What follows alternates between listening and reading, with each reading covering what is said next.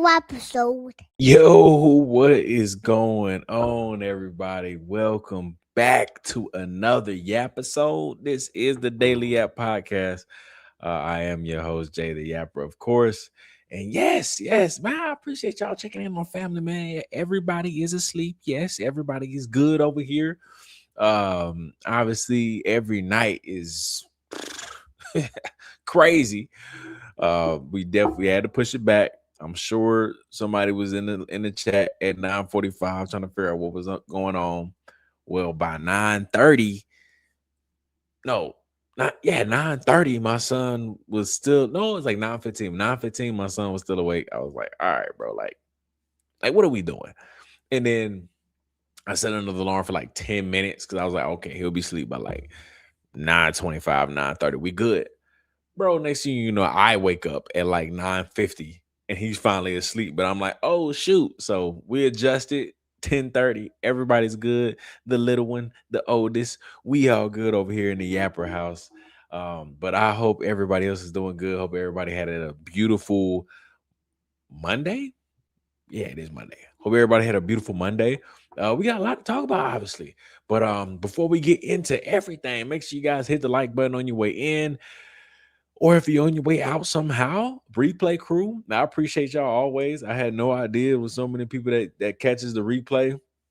It definitely makes me feel great when I see people say like, "Oh, bro, I'm finna throw this on while I'm at work" or something like that. And it's just kind of cool because that literally, was me at one point in time. I used to just throw on my favorite podcast or whatever and just go about my day with it in the background. So I appreciate y'all that do that. I just truly enjoy being whatever voice I can be.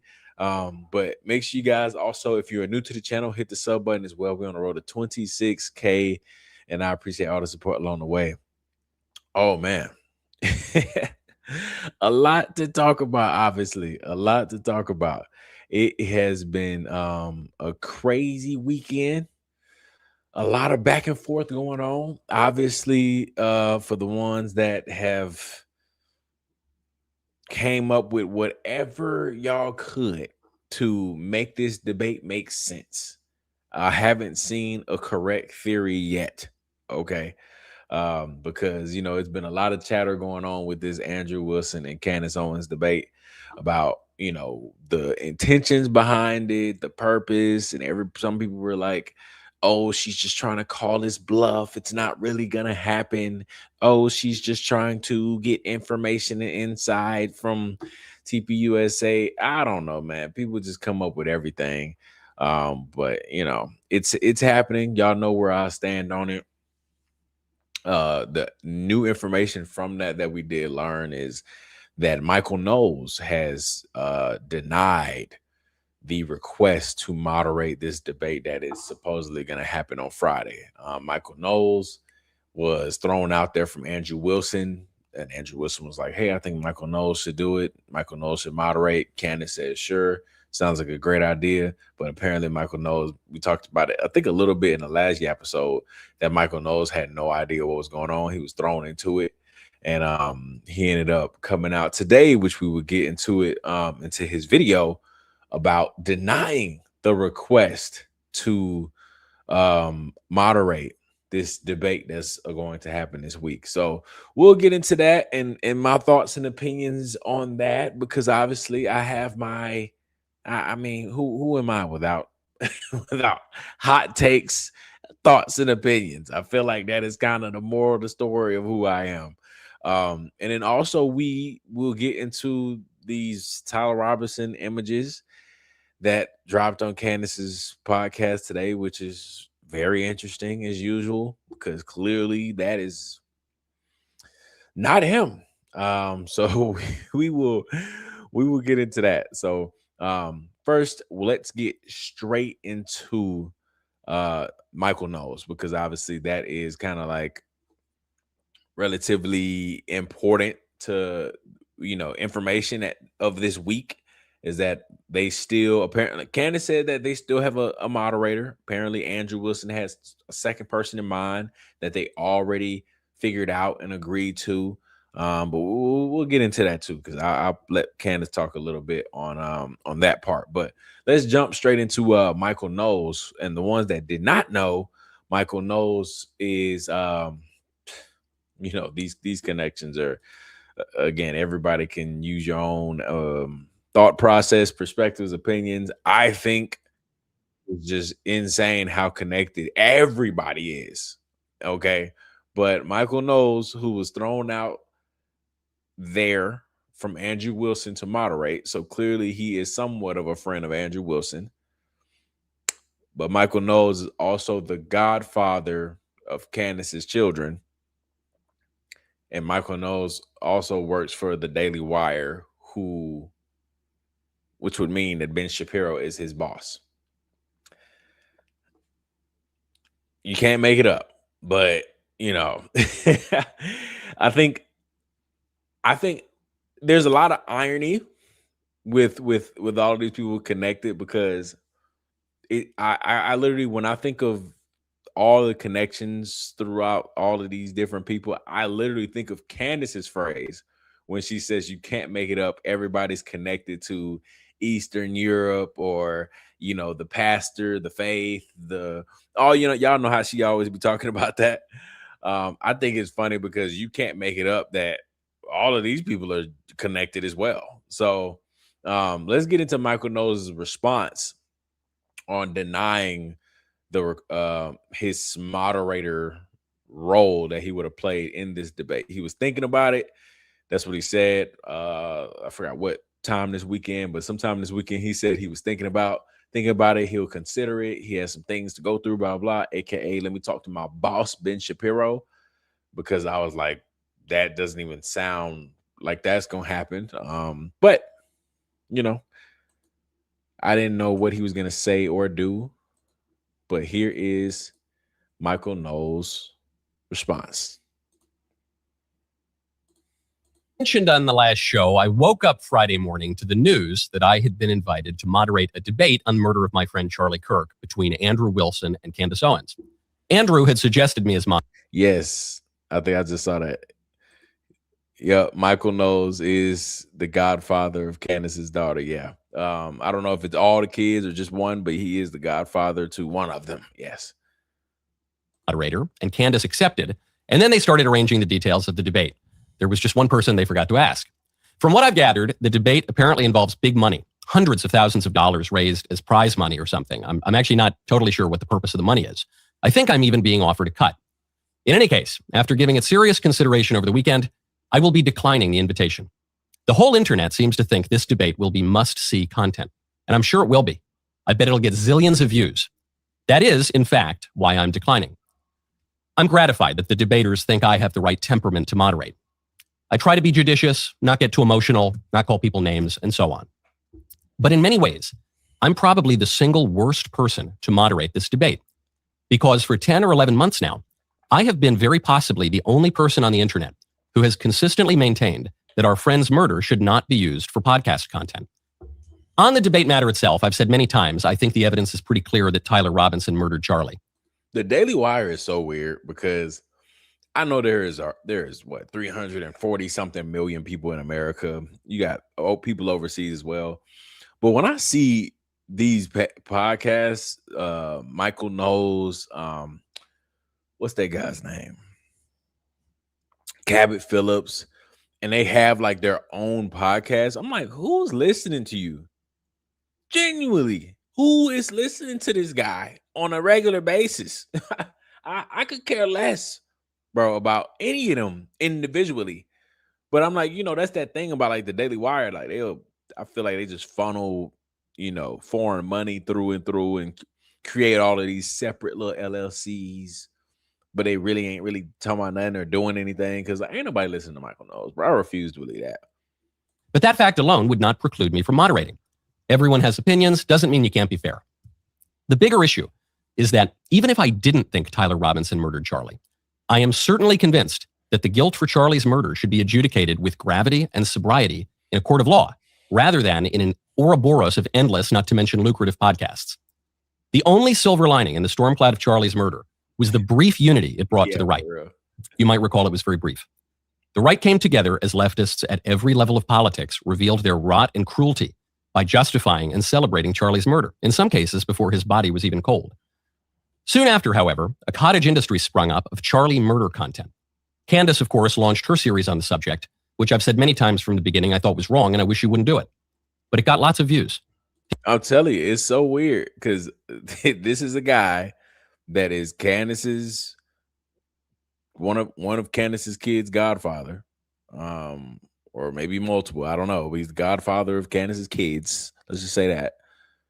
And he's connected to her. And I have just so many questions. One of them would be, the guy is going around saying the evidence is overwhelming. Just like all the other feds law pushers, the evidence is overwhelming. It's clear as day. And this is the thing. I'm not done with the video. I'm just pulling it down. This is the thing. The evidence is not clear as day for any side, right? Nobody. That's just disingenuous if you were to say that. Now, I do think that it doesn't make sense at all. Like, none of the evidence points towards Tyler Robinson, in my opinion. But would I ever say that it's just somebody should believe what I'm saying 100%? I mean, I wouldn't say that. It's a conversation. It's a debate. It's an argument, I guess you would say. But when these people talk about the evidence is overwhelming, it's like, bro, that's just such the most BS, disingenuous comment you can make because it is not clear as day at all. So it's just like one of those like bad faith actors approaching the conversation in bad faith, not open-minded at all. It's like somebody told you to have this perspective or opinion or view. I guess it's not an opinion. And so it's just interesting knowing that he's connected to Candace, but he's out pushing Fed slop. And then on top of that, another thing that I was like, this is weird, is he works for the Daily Wire, right? He works for the Daily Wire. So Ben Shapiro is his boss. Is it just me, or y'all not like kind of confused on that dynamic? Because from what I was told, to my understanding, is the Daily Wire was extremely, I don't like throwing like term racist around or anything like that. So they were extremely weird to Candace, all the things that she's brought up, right? Of being stalked, of them putting Candace on the little, plastering her all over the TV when they fired her. All of these different weird things that the Daily Wire did to humiliate Candace. Right. We've been shown everything. We've been told about it all. So in what world would somebody that's close to Candace want to still work there? I don't know how that's even like, I don't know, bro. It's so weird.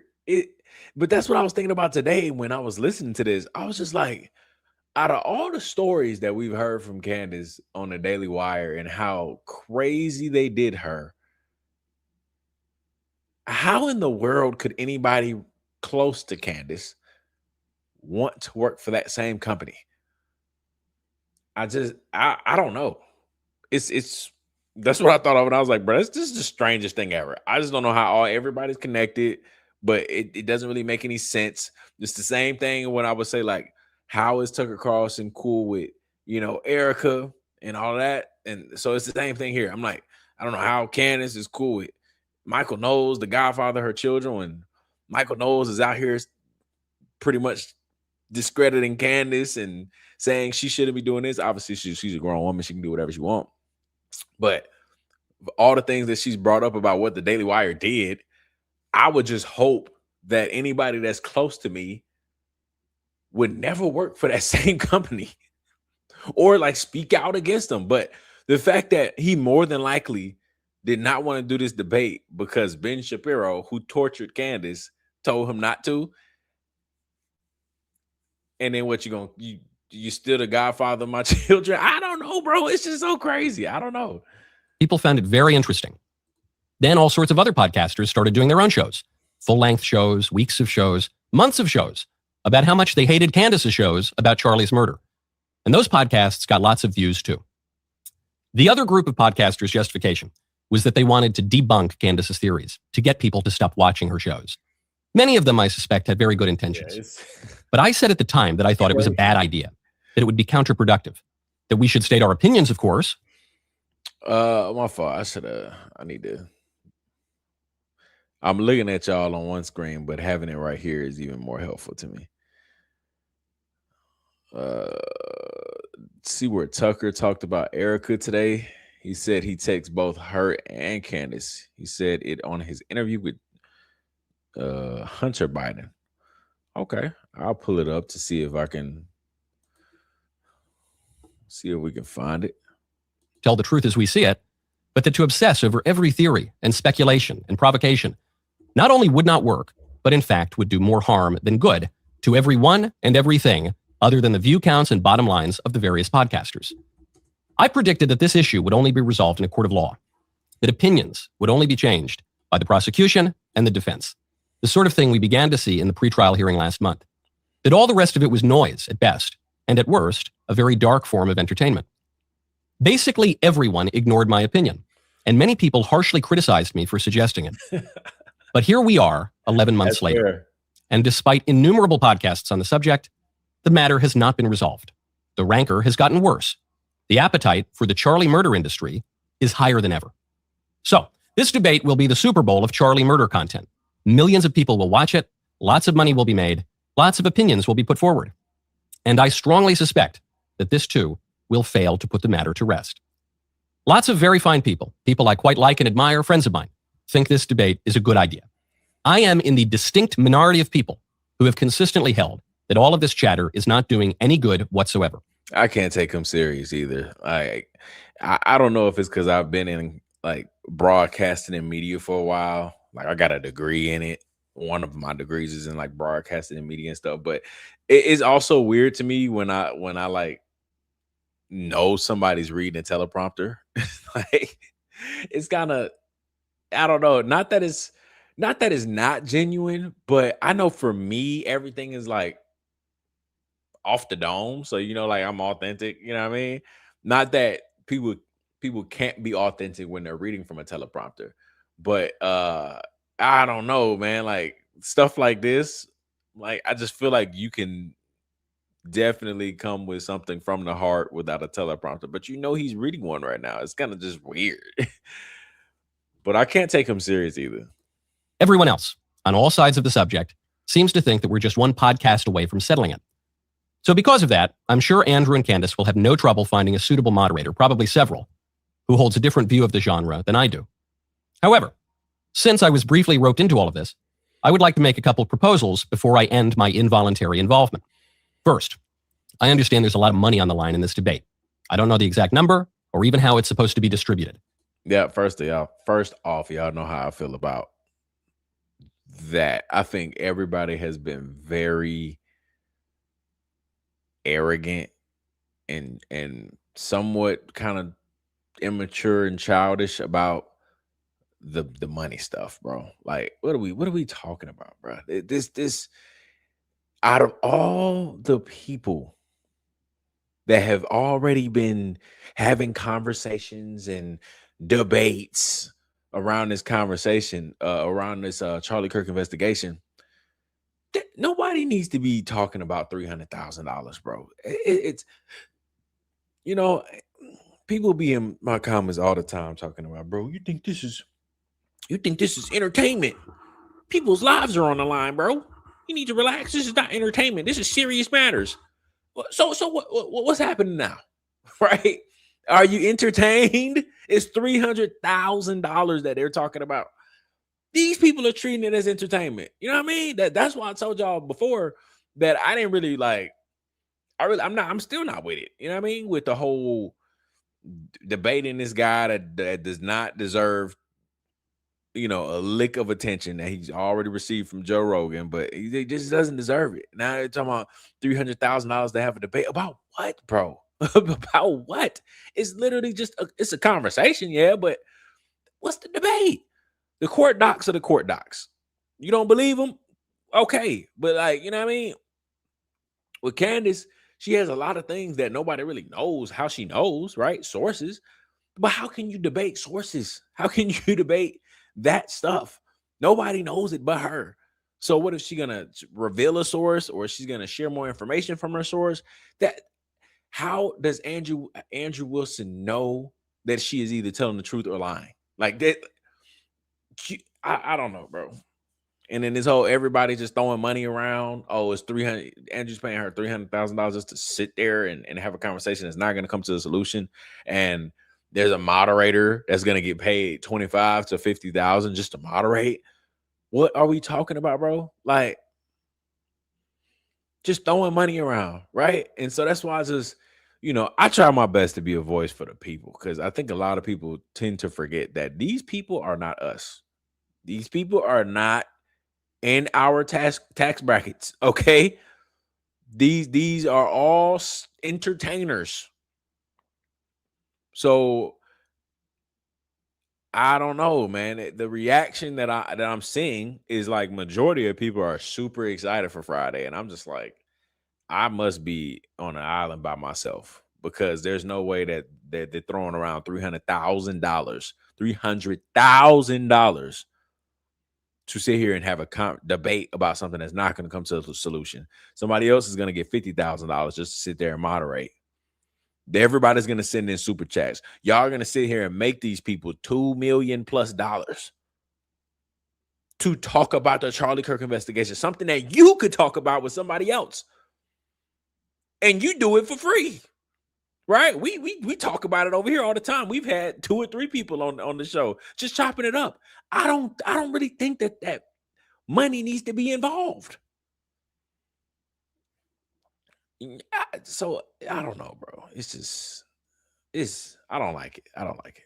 If it's a split among the debaters and the moderator, or if it's a prize for the winner, or if there will even be a declared winner. I don't know. What I propose, though, is that every penny of the prize money, as well as the video monetization revenue from however many platforms this is streamed on and restreamed on, probably hundreds of them, goes to Charlie's kids. I would suggest a college scholarship fund, but Charlie famously hated college, other than Hillsdale, maybe Liberty, a few others. But put it in a trust for that, some way to avoid a circumstance in which anyone is profiting off our buddy's corpse. My second proposal is that everyone involved, the debaters, the moderator, the audience, everyone, agrees to keep the cameras. Facts. So I definitely feel played, and you know what I mean. I do. I'll be honest. Again, not entirely, but when it comes to this situation right here, I just felt like it was a slap in the face, from all sides. Rolling for as long as it takes to hash out all of the issues and opinions and intuitions and anything else that can possibly come to mind, and then to put an end to the Charlie murder industry. I mean, I feel you. Said, imagine this: you accept the debate and then drop evidence that makes your opponent look foolish. If they show up, you prove your case. If they back out, then they look like they have no defense. I mean, here's my thing: if, let's just say, Candace ends up bringing up things that we didn't know, right? She's like, "Oh, I got some sources." He's like, "I don't believe you. Like, you're saying this is what happened, but you need to prove it." And let's say she comes out and proves it somehow. Again, I don't know. It's just my mind and how it works. What I'm going to go to is, why in the world is Andrew Wilson the person that gets to unleash the deep sources and reveal all of this information? Why is it Andrew Wilson, who does not give a dang about anything except the original narrative? Why is it him that gets to get all of these deep, dark secrets that everybody has been waiting for? Everybody has been waiting for, but Andrew Wilson is the one that gets to go through the barrier of the sources and reveal so many different things that we didn't know. That just doesn't make sense to me. If that happens, that doesn't make sense to me. So that's why I'm like, logically in my mind, I'm like, she's gonna say things that she can't fully reveal. Andrew Covid, I mean, I don't know if I've been saying Andrew Covid the whole time. Andrew Wilson's gonna say, "I don't believe you. Like, show me or stop talking about these random sources," because that's their side. Their side is attacking her for her conspiracies that she can't prove. right? That's what they always been saying, because she has sources, but these sources, nobody really knows. Nobody knows where she got it from, and it's not public information. So how can you debate that? All Andrew Wilson can say is, you're wrong. I don't believe you unless you show me. How can she show him? If she shows him, I'm going to be weirded out, because I'm going to be like, it took Andrew Wilson for this? But if she doesn't show him, what's the conversation? You think I'm lying? I'm not. He's going to be like, show me. She's going to be like, I can't. I don't know, bro. Maybe this is just like over my head or something. But I don't understand it. I don't understand it at all. For the sake of Charlie's widow, Erica, for the sake of his kids, for the sake of his whole family, as well as for the sake of his political legacy, and not least for the sake of justice. Tyler Robinson's defense can make its case. The state can make its case. The rest of us can comment as hard facts come to light from the authorities and from the accused. Those are my suggestions, since I was sort of asked. I have no expectation that anyone will pay any more attention to those suggestions than they did to my similar recommendations many months ago. But the best thing that could come out of this debate is for it to be the final word of the Charlie Kirk murder industry. If I thought that were likely to happen, I might have agreed. He's not coming from TPUSA. They don't have to claim him at all. He's already said that. But yeah, he's already said plenty of times TPUSA does not pay him. And so that is off the table. He does not have to do that. TPUSA is not going to come out, which I agree with a lot of people. If that were the case, and that was the angle of debating Andrew Wilson to get TPUSA to represent and back him, I can understand that, because it's like, what is TPUSA trying to do? Having this guy come out and debate for them. But I also said at the same time, he's already denied being paid by TPUSA and being any like affiliated with them. So I'm like, if that's not the case, then this is pointless. If that's not the case, this is a random guy, right? I know he's not as random as me, but if TPUSA is not claiming Andrew Wilson, this is a random guy going on Candace's platform debating this Charlie Kirk investigation, who has genuinely never cared about anything else but the official narrative. To moderate. And I'm open to come out of this debate is for it to be the final word of the Charlie Kirk murder industry. If I thought that were likely to happen, I might have agreed to moderate. And I'm open to being proven wrong. I hope I'm proven wrong, but I wouldn't put any money on it. I'm Michael Knowles. This is the Michael Knowles Show. Yeah, I mean, I know we went through that whole thing. I don't know about y'all. I really didn't give a freak about what he was talking about for the last 5 minutes. But you know, he declined to moderate, and you know, I don't know. It's just all odd. Like I said, I that was the first thing I thought of is, you know, him being the Godfather doesn't really make sense to me. Andrew Wilson being cool with him, I'm assuming, because Andrew Wilson is the one that brought him up. Doesn't really make sense to me either. You know, we talked about in the last episode that, you know, Candace said that she has never heard of Andrew Wilson before. And I told y'all before, I was like, that could be true. But our Godfather knows Andrew Wilson. So I don't know. I mean, you know, I question everybody. I don't know. Because she also put out a tweet later that day and said that, you know, Andrew Wilson has been trying to debate her since like May or something like that. So I'm like, clearly, you know, like maybe your team debriefed you, but I don't know. I just think that it's just this is probably like one of the worst moves that has happened in these last 11 months. One of the worst. This one, and when she met with Erica one-on-one behind closed doors, that was another one that I was like, I don't know about that one. You know, like, can't really control that at all. But that was one of those ones where, like, as soon as we found out that it was going to be behind closed doors, I was like, well, we don't really know what's true and what's not. You know what I mean? Like, because think about it, from that day moving forward, so much information came out of that conversation, but it was never confirmed or denied by Erica. And that is literally like, it's one of the things where like, for us, it's like, bro, just throw me a bone. Throw me a bone. Because now when they came out of that meeting, there were so many things that came from that. But anytime you bring that up to somebody, like some of the things that was said in that meeting, the first thing people say is, we don't know if that's true or not. That's just Candace's side of the story. Erica's never came out and confirmed or denied that. And I'm like, well, you're right. I guess you're right. I can't really say that as law or facts. I want to say that is true, but I really don't know. Because at the same time, why would they have a private conversation just for Candace to come out and tell everybody everything? That didn't make sense to me at all. You might as well just have the conversation publicly. I'm like, so you had a conversation private to be all, oh, we're going to be adults and talking private. But then she came out and told us everything.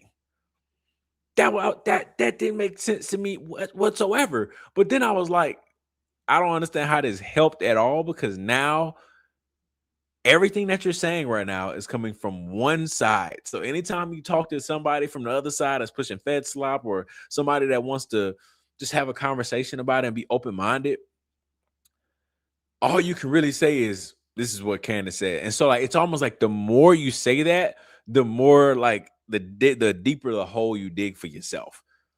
Because now it's pretty much you saying, if Candace is right and if what Candace saying is true, then this is what happened. While other people are like, well, I don't believe anything she says. If she's told one lie before, or if she, I mean, it gets tricky. So that was like the first time that I was like, I mean, why would you accept a private meeting one-on-one behind closed doors? Because now we don't know what's really true and what's not true. And then Erica never came out and said anything about that entire meeting. They never confirmed or denied any of the things Candace ever brought up. And I'm like, so we don't know. And this is the second thing. This is the second thing that I just do not agree with at all. I mean, this is the biggest distraction ever. This is just crazy. But that's my take on it. When you get on X, everybody else eating it up. Everybody else on X is just can't wait. I'm so excited. And I'm like, dog. I don't know, man. I don't know. I guess we're gonna see. It's just like I don't know. Like, I didn't watch her whole episode today. I was just trying to figure out like what her response was to Michael Knowles, because I know that she's like related to him. And then seeing if there was a new moderator, and then to see those Tyler Robinson pictures, that was the only thing I was kind of interested about. But the reason why I'm saying like it's like unnecessary and it's a distraction is because like there shouldn't be 25-30 minutes allocated to talk about Andrew Wilson, bro. It just shouldn't be. Whether you love Candace, whatever. I feel like if you are somebody that really, really, really does love Candace, right? You like her a lot, then I feel like we should all be on the same side here. I don't care about 20, 25, 30 minutes about Andrew Wilson. I don't know if it was today, but from what I've been told, reactions on here and TikTok, people are like, bro, what's again, another episode of nothing. I'm just literally reading what everybody's saying, okay? Because everybody, some people hate when I say it. So I'm like, okay, if this is another episode today of not much, but yet it's going to be 25-30 minutes about Andrew Wilson, that's a problem. That's a problem. And y'all will always hear me say it. I don't care about being grouped in with people to look like I don't know, looking like I'm in cahoots. So I don't care about all of that, bro. I got my own opinions, own perspectives. As long as I'm in this regular people tax bracket, I'm going to keep on having my own opinions and thoughts, okay? I don't care about any of that. All of these people are so beyond my pay grade. You think I give a freak about anybody's opinion? I don't care about their opinion at all. You go to your big old $1 million crib from wherever these people don't clock in to work, dog. Andrew Wilson, Michael Knowles. You can throw in Candace Owens, Tucker Carlson, Megan Kelly. Who else are we gonna name? These people got these million on top of millions of dollars. We're not the same. We are not the same at all. So I just we're gonna see. I want to pull up her clip from the podcast of her talking about like this new moderator or something like that. So we're gonna see. Caitlin Green, thank you for supporting the channel. I greatly appreciate it. Caitlin Green also became a member. Welcome to the Yap family. We do got a lot in store for members. I literally was going through some planning today for, all of that. Now that we're getting back in the rhythm of things with the newborn. So please stay tuned. I cannot wait to just continue to expand. I'm excited. Now let's get into kind of like Candace's response a little bit to Michael. I mean, I guess not to the Michael Knowles, but I want to see. I heard her talk about it a little bit today on her show about like a new moderator. I don't know if she name dropped him, but I want to know just because we just talked about Michael Knowles. So let me see what the solution is with Michael Knowles being out.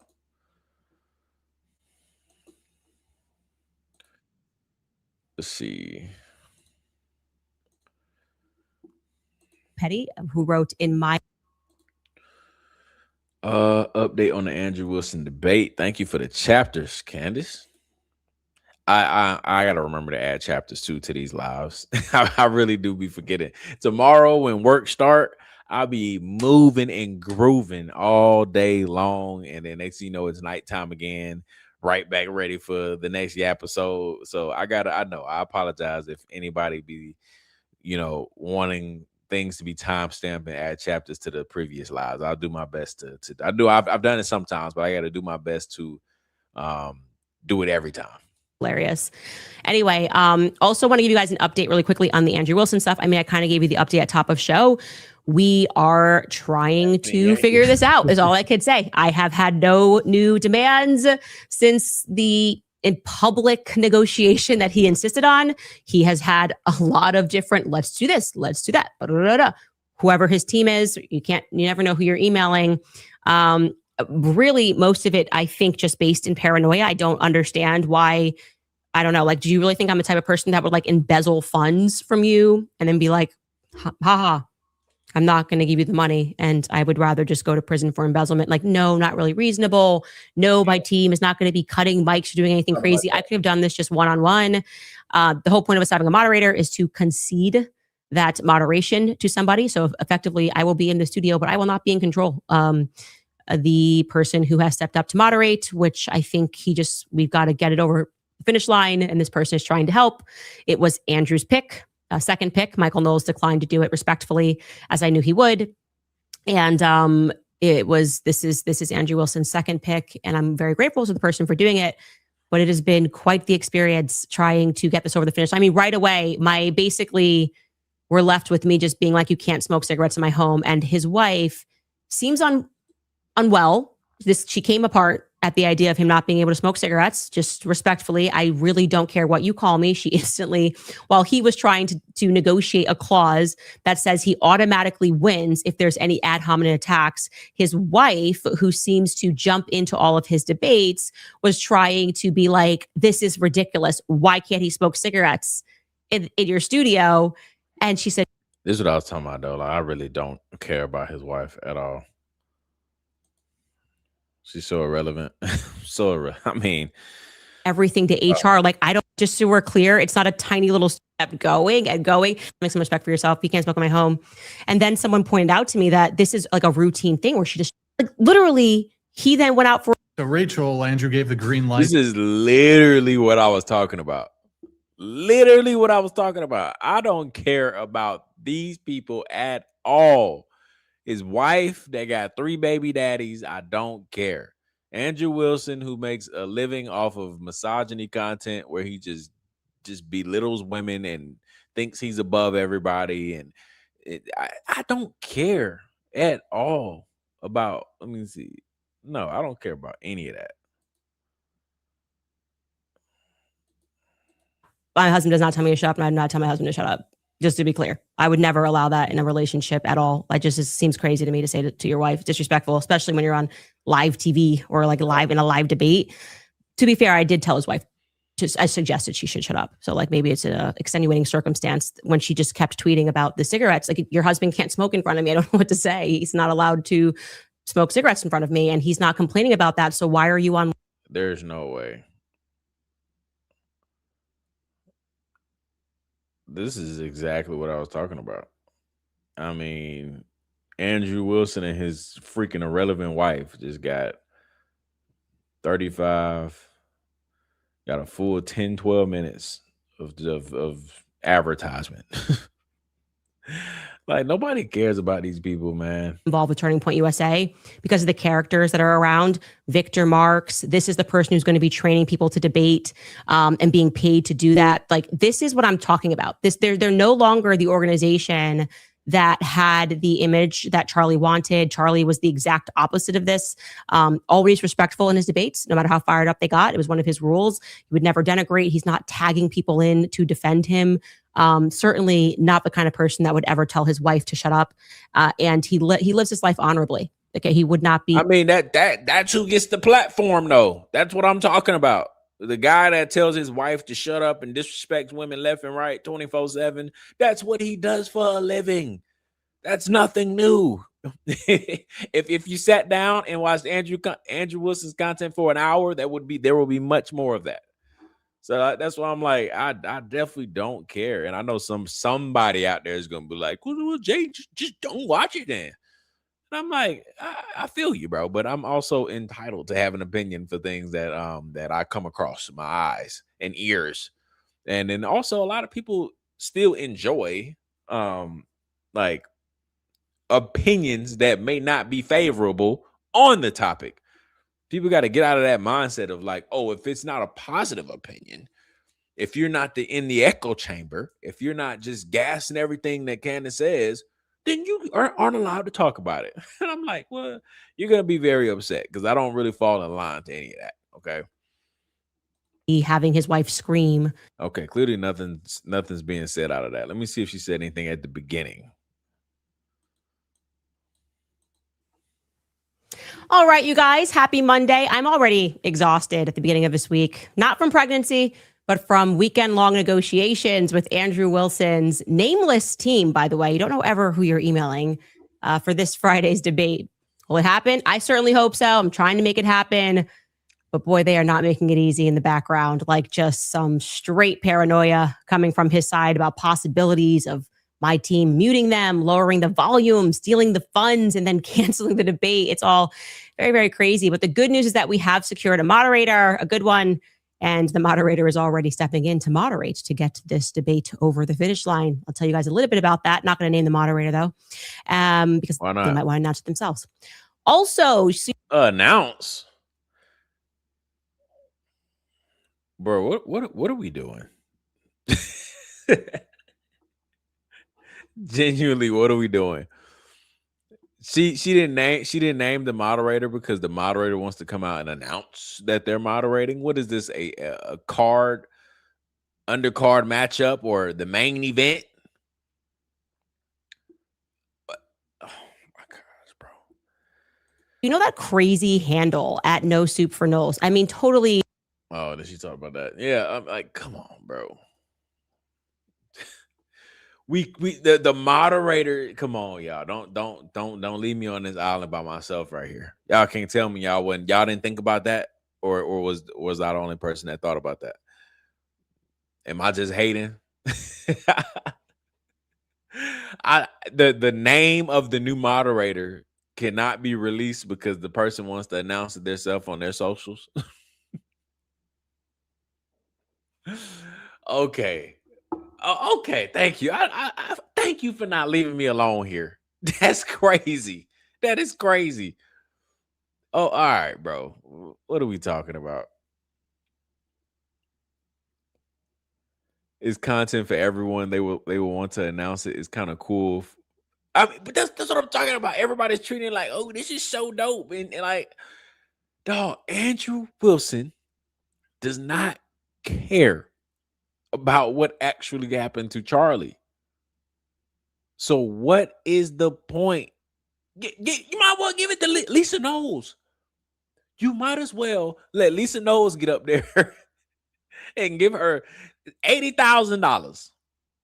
If you just want to throw somebody up there that is going to push Fed slop and push the original narrative, you might as well. Andrew Wilson don't care.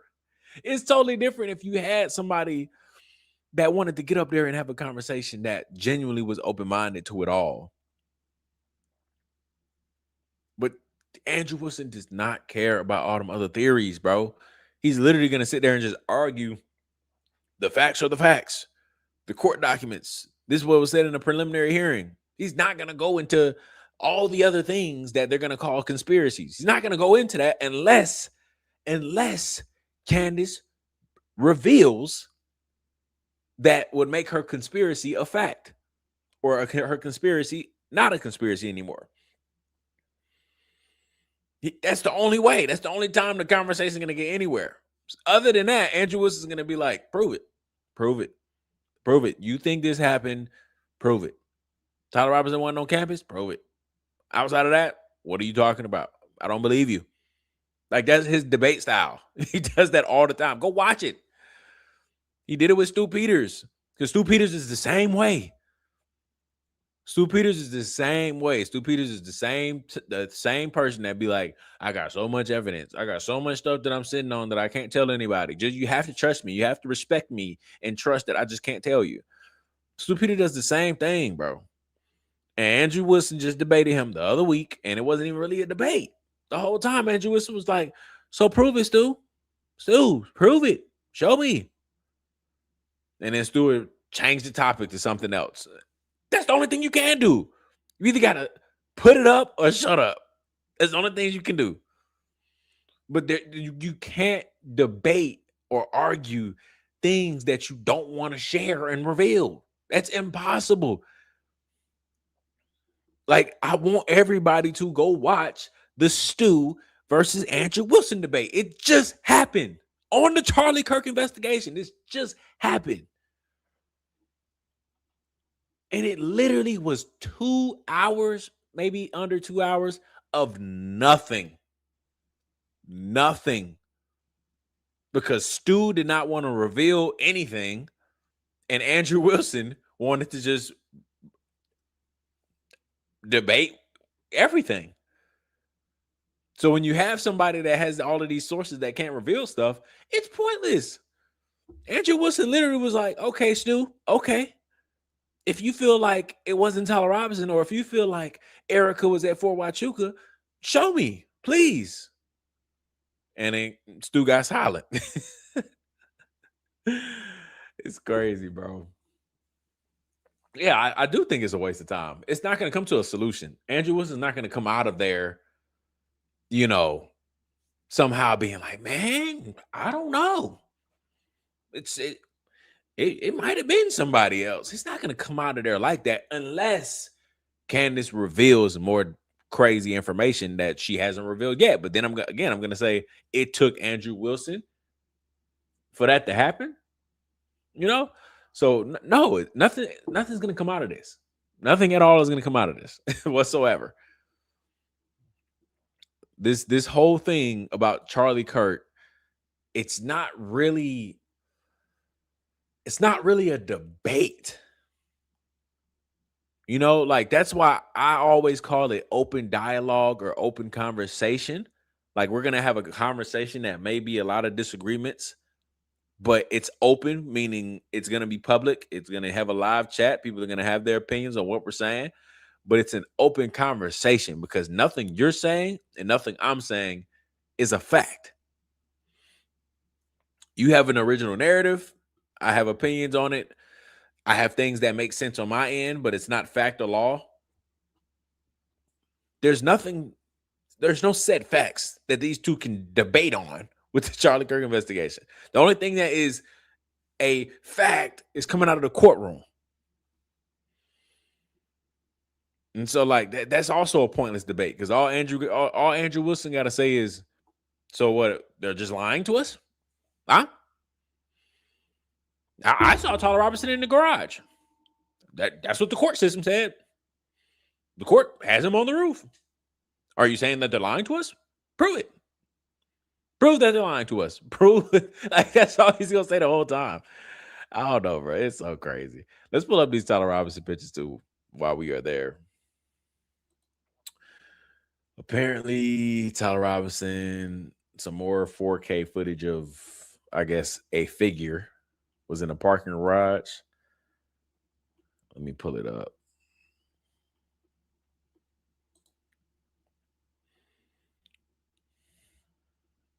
Oh, yeah. Let's see. Let me save them so they can look better when I pull it up. I'm going to pull up the original that was brought up on Candace's podcast, and then I'm going to pull up Bays had used ChatGPT, or he used AI to enhance these photos to get kind of clear. Can you map out what a clear picture or a clear version of this picture would look like? So we'll pull up the original, and then we'll pull up the what AI did, and it's pretty good. It's close. It's close. A couple of details are wrong, but it's very close. But I can tell you one thing. I mean, it's clearly is not Tyler Robinson.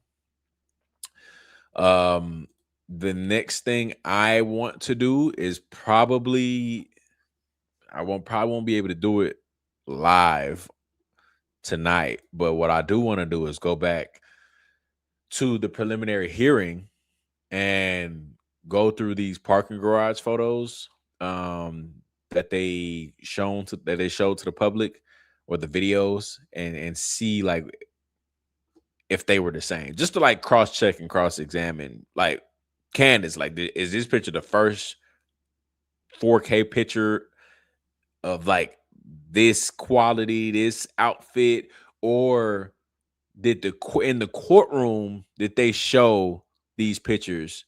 Because if they show these pictures in the courtroom, that's crazy. That is definitely not Tyler Robinson. Or did Candace get these pictures from, another party and she's revealing it now? I probably should play it, and unless somebody can tell me that. But she might have explained where she got these pictures from. Is this all right? Is this the AI one? That's the AI one. Let me pull up the original one first.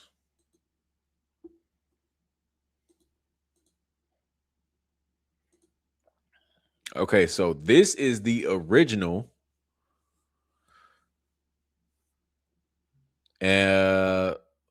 That Candace shared on her podcast. And yeah, I mean, look at the guys. Let me pull it up this way so I can zoom in and stuff. The guy's hat is very weird. It got like a little muffin top, like there's hair inside of there. Cause we all know, Lance Twiggs happened to just so magically sleep till 1 p.m.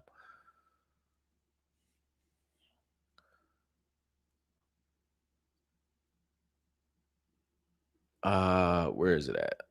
1 second. I'm trying to pull up a version that I can zoom in on. All right, here we go.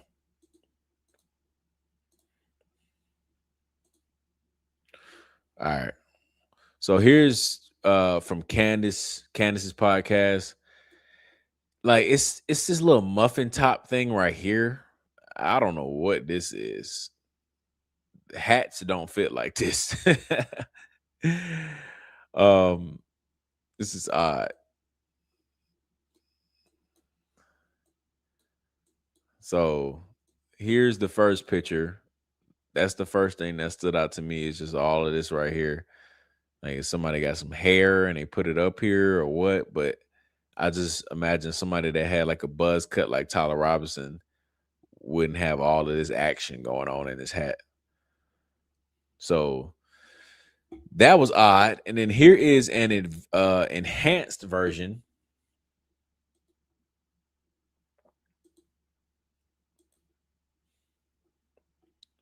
Here's an enhanced version.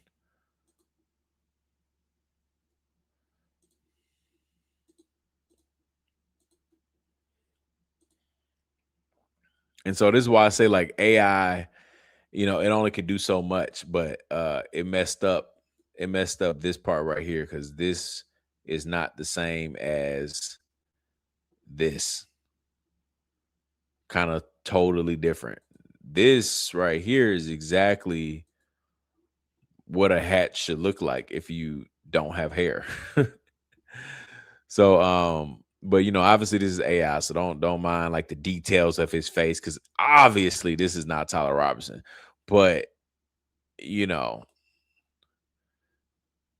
is very, very interesting because it's very close. You know what I mean? The face is a little different here, but it's very close. But even this, I'm like, they're gonna highlight the maroon shirt and stuff, but it's not like definitively. I can definitively say it was Tyler Robinson. Even Lance Twig said he couldn't definitively say it was Tyler Robinson. That's the whole case right there. The boyfriend who's supposed to be sleeping with him every night know what he looked like: front, back, side, left, back, left, right.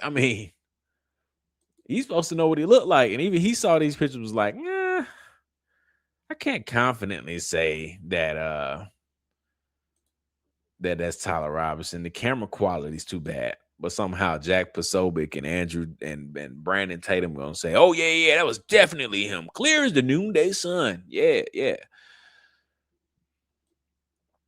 And the boyfriend can't even detect. You can't even see if that's him.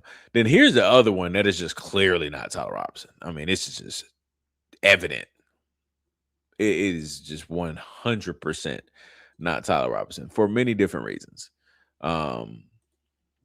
Here's the other image here. The guy is big, bro. The guy is much bigger than Tyler Robinson. Much bigger than Tyler Robinson. This is what I was talking about with the guy that was on the roof, right? That 4K footage that Candace showed us, that was just much better than what we have saw throughout the preliminary hearing and stuff like that. But the secret video that Candace showed us, I talked about how one of the biggest indicators for me that it was not Tyler Robinson was how that guy looked bigger on the roof. This guy right here is bigger. This is a big dude, right? According to the arrest records, they said Tyler Robinson was like 5'10", 175 pounds or something like that. I am 6'2", 205. Me. So when I saw the guy on the roof that Candace showed, I was like, that's not somebody that's 175 pounds. That's a bigger dude. And this right here is somebody that is a bigger guy. He looks probably 6. He looks a little taller than me, so I'd give him like 6'3", 6'3" plus, 195 to 200 pounds plus. He's a big dude. And I feel like I'm pretty good with weight and height. Like, you guys, my wife, I definitely be getting a lot of people's weight and height correct when we see, especially height. I be on it with the height. I play basketball though, so it's kind of easy to detect that. But I think my visuals on height and weight are pretty credible.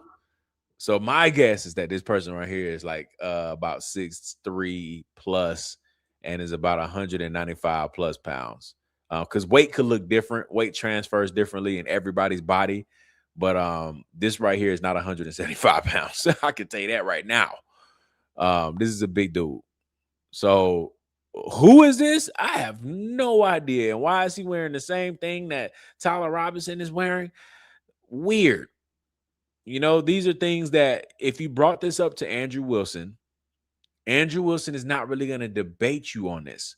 right? You can bring this up and say, bro, why is there so many Tyler Robinson replicas walking around campus? This is strange. Andrew Wilson's going to be like, yeah, okay, so what? What's your point? And you could be like, well, that's not normal. He's going to literally be like, I mean, yeah, it could not be normal, but what's your point? Like, what does that prove? He wants you to jump straight to the solution. That's how Andrew Wilson debates.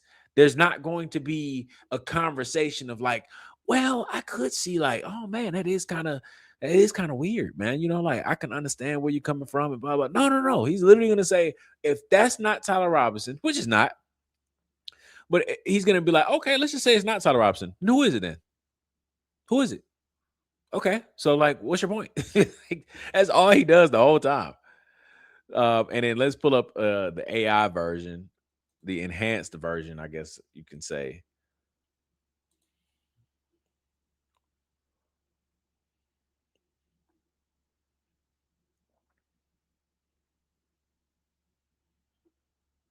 Jay, this is from the court video. If she shows this to Andrew, he can't run from it. The prosecution was saying that was Tyler. The lead detective said it. That's him. But that's what I'm saying. Like, you got to go watch Andrew Wilson's debate. That's what you do. If you're about to debate with somebody, you go watch their debate styles.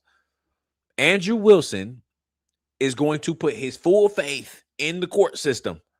So it's really not Andrew Wilson's fault in the debate for being like, I mean, they said it's Tyler Robinson. So if that's not Tyler Robinson, Candace, then who is it? Now you can go with the approach how it should be, which is like the whole point, and Candace might do it because she's a great debater too. But they could say, the whole point of all of this is that you have to prove that it was Tyler Robinson, beyond a reasonable doubt to a jury of 12. So if I'm showing you this and this is clearly not Tyler Robinson, this could be reasonable doubt. And that could be something that she could ask Andrew Wilson. Do you feel like this is reasonable doubt right here? Do you think like beyond a reasonable doubt that this is Tyler Robinson? But the thing with Andrew Wilson, he can literally just be like, okay, let's just say it's not. Okay, let's just say it's not Andrew Wilson. I mean, let's just say it's not Tyler Robinson. Then who is it? Who is it? And then nobody knows. So then this is going to be a pointless, that's going to come to an end. And then he's going to probably say, okay, let's just say it's not Tyler Robinson. There's a mountain of evidence of all these other things. You can rule that out. You can have that. There's all these other things too that point to Tyler Robinson, and he's going to move on.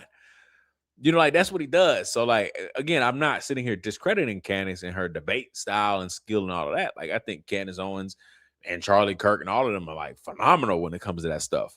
But like, don't underestimate Andrew Wilson either. Now he is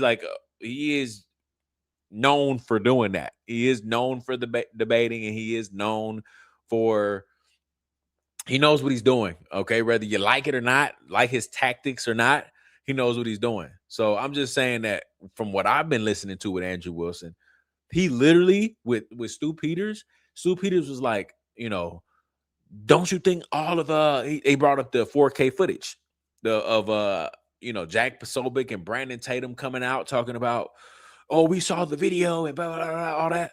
Stu Peters brought that up. And then Andrew Wilson was like, he was like, okay, sure. They all could be liars. What does that mean? What does that prove? All of them could be a whole bunch of liars. Let's just say all of them lied. What now? And then Candace might have a great answer, but Stu Peters didn't. Stu Peters started going on to something else. But it's like, no, the question after that is, Andrew, if Tyler Robinson was the lone gunman, then why would everybody lie about that? What would be the reason and the point in lying if your original narrative is so strong? If you're lying, that means you have some type of motive to cover something up. But Stu Peters didn't say that. But what I'm saying is Andrew Wilson will literally let you have it and he'll flip it on you. He'll be like, okay, sure, that's not Tyler Robinson. Then who is it then? Prove it. Prove that whatever your theory is, prove it. Prove it. Show me right now. Prove it. And he can be very annoying when he does that. Here's the AI version. I think did I just show the AI version? I don't know. Y'all know I be yapping.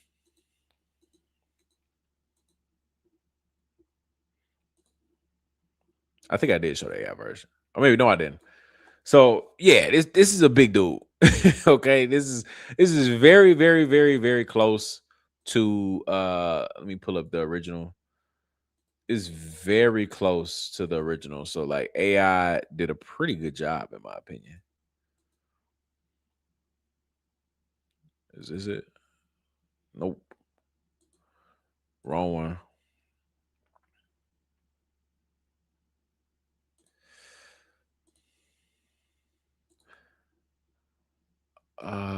Here we go. All right, here we go. Here's the original. And then here's the AI. It's very close. Very close, in my opinion.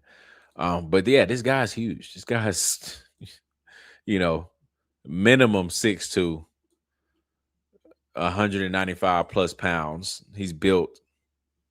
And this goes right along with the grainy image that we just saw. So like it's not Tyler Robinson at all. Obviously, right here it's not. But I'm just saying, just look at the build. That's all I look at. This is not Tyler Robinson. He said he said some white head legs. Bro, I mean, that's the crazy part too about that TMZ footage. I thought he had on white leggings too. So, I don't know who this is walking around campus with white leggings and who that was on that doorbell camera footage of allegedly Tyler Robinson limping around with white leggings on. It's just odd. It's just weird. It's weird. It's weird. I don't know. But that's going to be an interesting. Somebody said that was played in court. Hold on, let me see.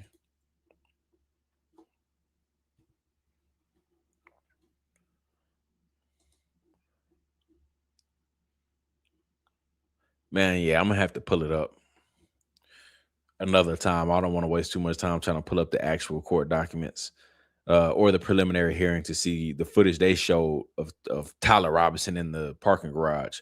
But if that was it, then we know that that was not Tyler Robinson.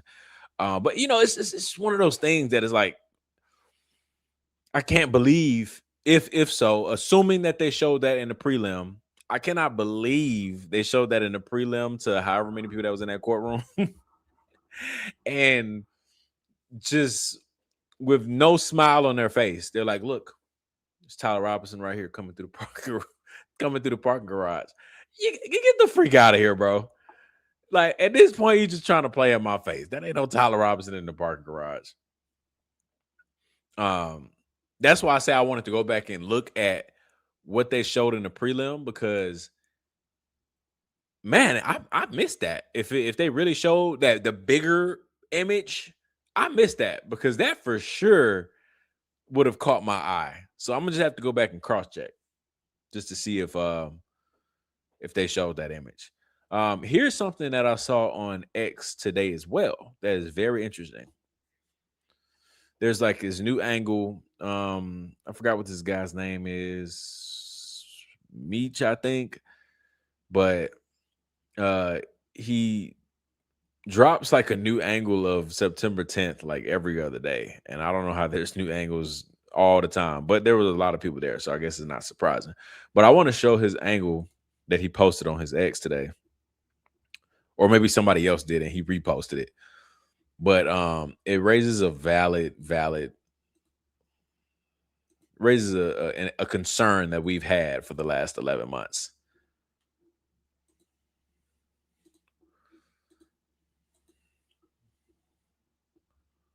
All right, so look at this angle right here of September 10th. And I'm gonna just play it in full and then we're gonna talk about it.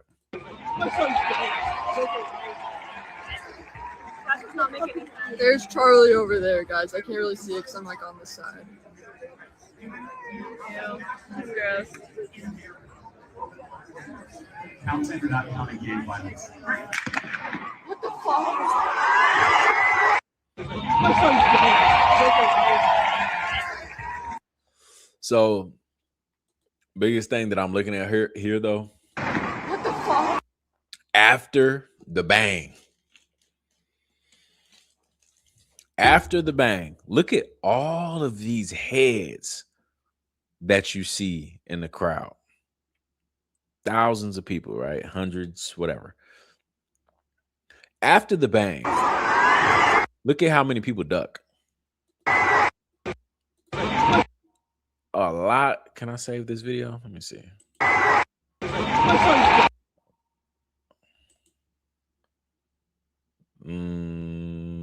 What? Can I save it?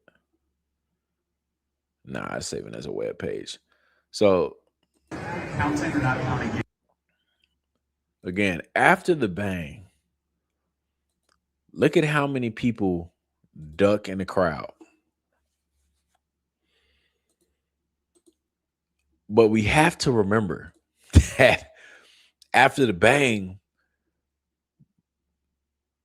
less than 1 second later, Mikey McCoy is walking the other way. And they wanted us to believe that that was normal. And I kept, like, we all kept on trying to say, like, bro, that's not a normal reaction.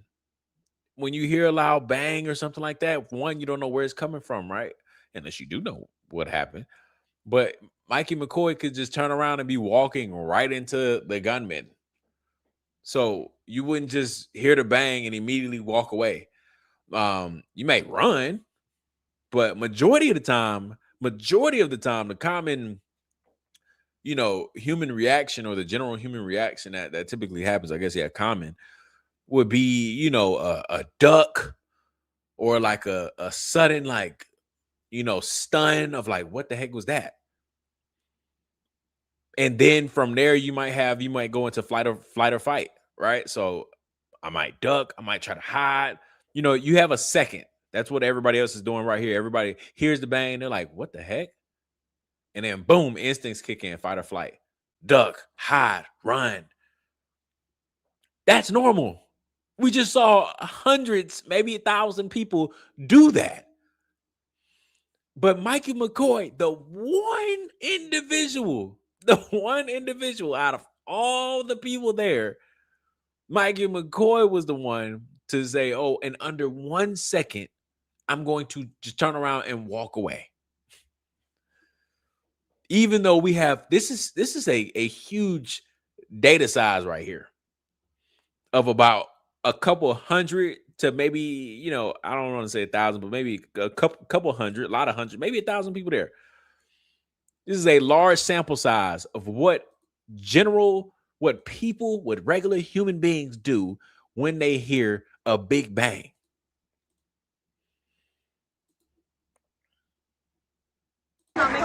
There's Charlie over there, guys. I can't really see it because I'm like on this side.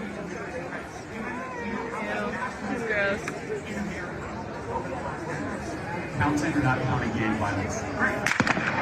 See, bang happens. Obviously, shock. Brain is processing. What the fuck? Everybody ducks. Everybody ducks. Mind you, Mike has already walked away by now. He's already walked away by now. Phone to his ear. Gone. Before any of these people got to the ground, he has already walked away by now. I just felt like when I saw that video, he was the first person I thought of. It wasn't even anything else, to be honest, with this video. As soon as I saw this, I was like, bro, look at how many people ducked. But yet Mikey McCoy was the only person that walked off. So calm, super calm. Not even like a what the F? Like, everybody, so you can hear him in the video. What the freak? Everybody looking around, stunned. Not Mikey McCoy. Bang. He gone. That's crazy. Like, there's no denying that Mikey McCoy is guilty in this whole thing. I don't care what nobody say. I like the whole, because there's a side of the world that thinks that, like, Mikey McCoy has a good heart, The amazing Michael McCoy. Michael McCoy has a good heart. He's gonna come out, and I've heard Baron and Candace said it before, just thinking that like Michael McCoy was gonna do the right thing and blah blah blah blah. I'm like, bro, that man is evil. Y'all know who his daddy is? The apple don't fall too far from the tree. Okay, that man is not coming out and telling anybody anything. If he did, it was snitch on his daddy. He ain't saying a word. That man know what he did that day. He played a role. I'm not buying the whole he's innocent. He just had no idea. No, he knew. All right. I'm not gonna say maybe he didn't know to the extent of what was gonna happen. Maybe. But he knew a plan was in place for something. I'm not buying it. Nobody in the history of human beings would react the way Michael McCoy did. All of these people did so many things for the first time ever. We played. Oh, I don't know if I might be able to find that video because it is relevant to what we're talking about right now. But I posted it so long ago. I'm gonna try.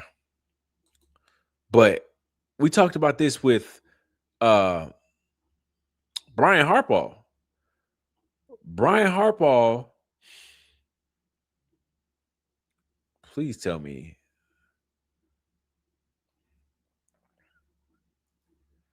Brian Harbaugh also had a very, very, very weird reaction. Oh man, this was so long ago. So like, I wish there was another way to. Let me see. I haven't been on X for forever, so maybe this is not going to be that hard. But these are the things that people are going to have to explain. Like, there's so many things going on that doesn't make sense at how everybody reacted. But yet they're trying to say, oh, no, that was perfectly normal. Everybody reacts like that. And it's like, no, that's not the case at all. I can't wait till I find it. Because somebody in here may have never seen this before. But this, for me, was like, oh, this looks very, very, very bad, Brian Harbaugh. It does.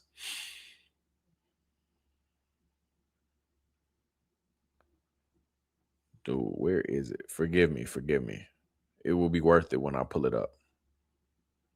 Here, is this it? Yeah, this is it. So look at this reaction. We talked about Michael McCoy. Now look at Brian Harbaugh's reaction. Everybody's like, don't accuse Brian Harbaugh's going around suing everybody. Don't accuse me and blah, blah, blah. DD today was good. If you all didn't see it yet. Yeah, I was watching it earlier. But that was during work. So I wasn't able to like really lock in because I saw the title of this video. Like, what was he trying to like the Charlie is alive theory or something? I go check it out. I didn't get to see it all.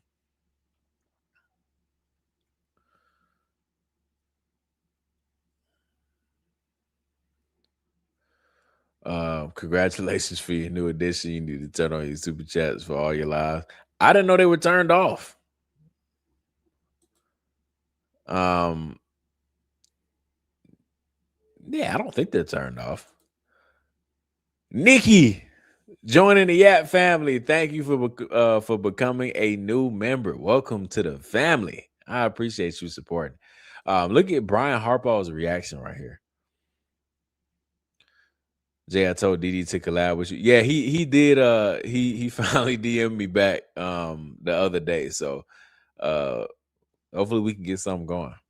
Appreciate you for doing that because yeah, we both been crossing paths, but we never actually met.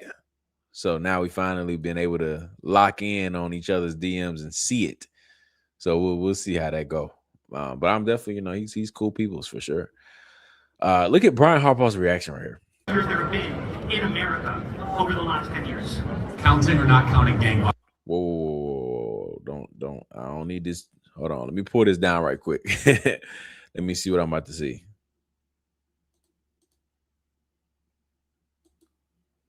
Okay.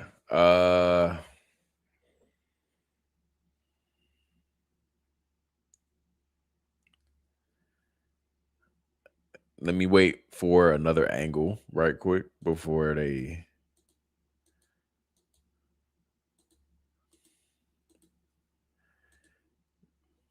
That's so tough.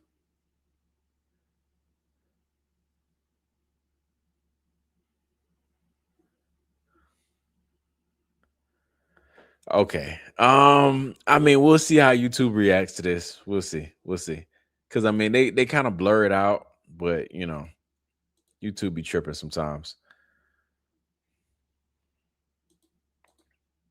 So look at Brian Harbaugh right up here that I'm hovering or highlighting or circling. Again, when it comes to normal reactions, would you think that somebody would react this way? Right? You hear a big bang. We just saw 1,000 people were stunned and was like, "What the freak?" Looking around. But look at Brian Harbaugh the second the bang happens.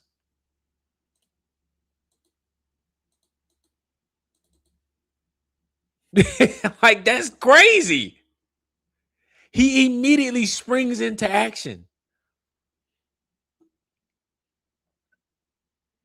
That's not a reaction, but he had a plan in place. That's an execution. He was executing the plan. And he immediately sprung into action. Know what the freak was that? Just, oh, let me put something in my pocket. Time to get to work. That's crazy.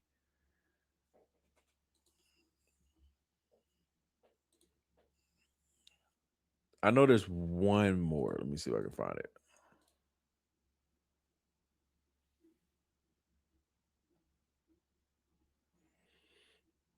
If not, it's okay because y'all definitely understand.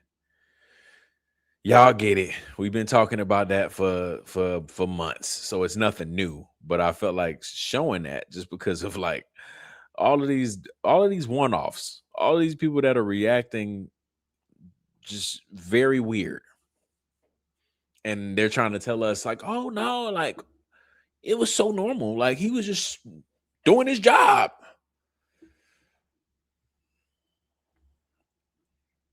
And it's like, nah, Mikey McCoy was weird.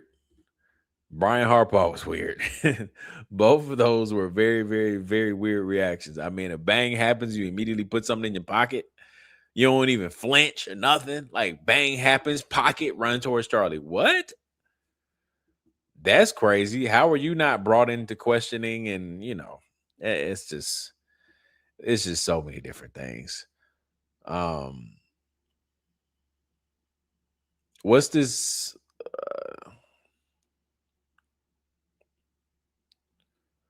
What was the basically the video was him making theories to support the claim of Charlie being alive. If that is that what y'all saying? What was the video about?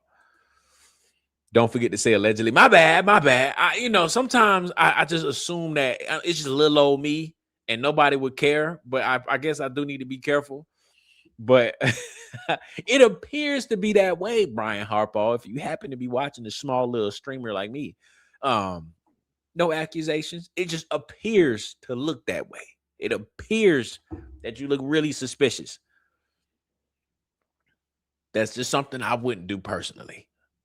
Same as Mikey McCoy. I mean, yeah, maybe you was just born in the hood. Mikey McCoy, you used to gunshots and gunfire and you just spring into action. You know, gunshots happen.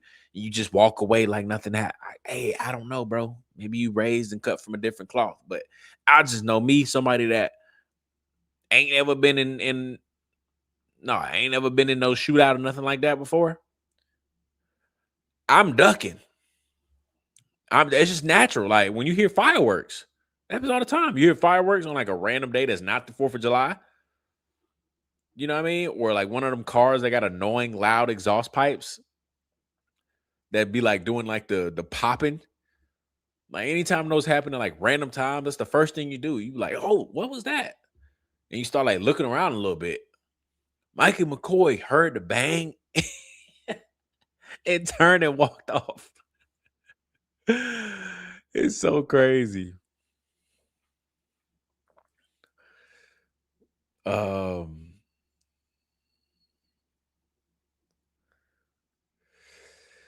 okay. Just talking about the Charlie alive theory. Yeah, I mean, Bays was on here what, a month ago, maybe. Um Bays was on here talking about that. At first he was heavy on that, but then he said he kind of is not with that no more, but he leaves a little open side to him to that theory. The only thing I ever said about that theory, and I said it with Bays, is that when you do think about everybody's reactions, they're weird, right? But they're only weird if Charlie's dead. That makes it weird. But if you entertain the thought that Charlie's alive, then those reactions become normal. Andrew Kovac, Blake Neff, everybody laughing on X, keying about weird stuff. Them getting in X spaces when it literally like incriminates them when they say crazy things like, yeah, Andrew flew in from Phoenix on 9/10. What? That's not something you would say, because that is Andrew Kovac. I think I said Andrew wasn't. Andrew Kovac was not supposed to fly in from Phoenix, but Blake Neff got on there and said that. You know what I mean? Like stuff like that. In a normal world, you would go to jail and be questioned for these slip-ups that they've been doing for a year straight. So, and I told Bays that. I said, when it comes to that, like I don't, the side of me that doesn't believe he's alive is because, dang, you sitting in the dark watching your wife get dragged. You know what I mean? Getting dragged through the mud. Public enemy number one. Everybody trying to figure out, shoot, is she a good mom? And Charlie just in the dark, like, plan is working. You know what I mean? Like that part is where I'm like, that I mean, that would be crazy, but I would think that Charlie wouldn't want his wife to be public enemy number one just for his plan to go well, which is fake his death. That doesn't really make sense to me. However, everybody's reaction is only weird because Charlie is dead. So when you think of it like that, it's like, yeah, bro, this man is dead. It doesn't make any sense. Why are y'all acting this way? Nobody in the history of human beings would be acting this way. But y'all are. Like, and y'all are trying to convince us that it's all normal. But if he's alive, then it's like, well, it ain't weird no more. That's why y'all laugh and kiki so much. That's why y'all tell jokes so much. And that's why, y'all are blatantly doing things that is like rage bait. and so that's why I'm like, well, I mean, yeah, I can understand that. But again, my reservations would be Charlie would have to be cool. He would have to be cool with Erica being public enemy number one and being dragged through the mud every single day, which would then put his kids kind of like in the spotlight because nobody likes their mom. And so, yeah, it's just crazy. It's crazy. I don't know.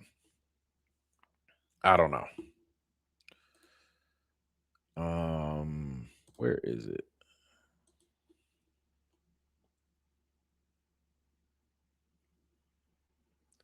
It's the only thing that explains all of their behavior. Yeah, I mean, that's what I was. Yeah, I agree. I mean, it's if he's alive, then none of their reactions are weird anymore. It's actually it's normal. It makes sense. I wouldn't say it's normal, but it would make more sense.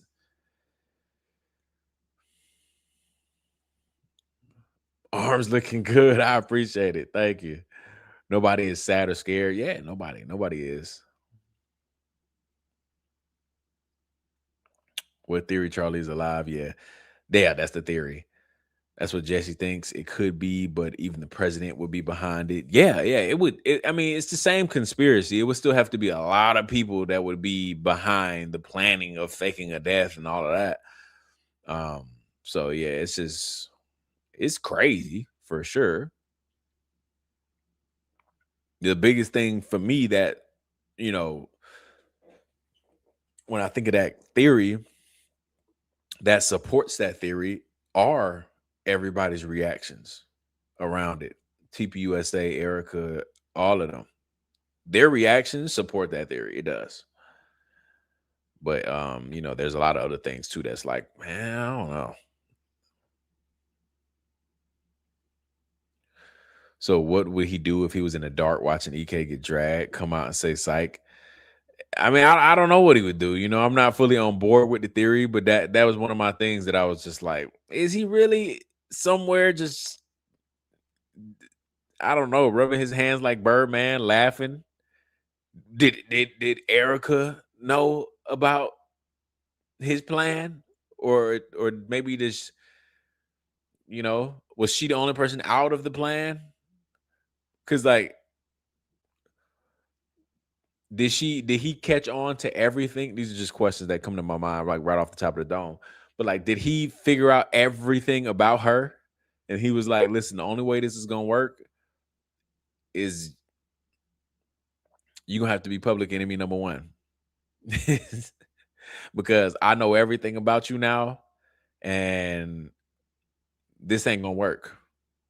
So yeah, I'm gonna do this, and you're gonna have to take the scrutiny for all the things of your past that's gonna get dug up.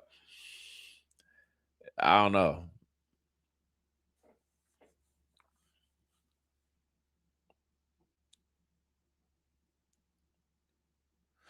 Yeah, I don't think we'll ever know either. It's no, I don't think so either. You're right. Or I agree. Most people who think he's alive doesn't believe the marriage and kids are real. They believe most of their life is scripted, just saying. Yeah, I've heard that too. I've heard that too.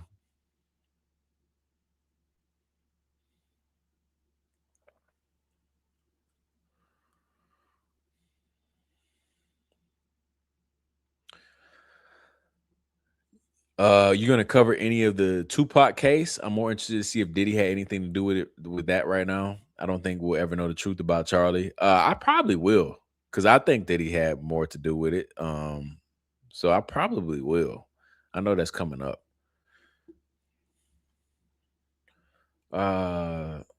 Here's another thing that is going absolutely viral on X today.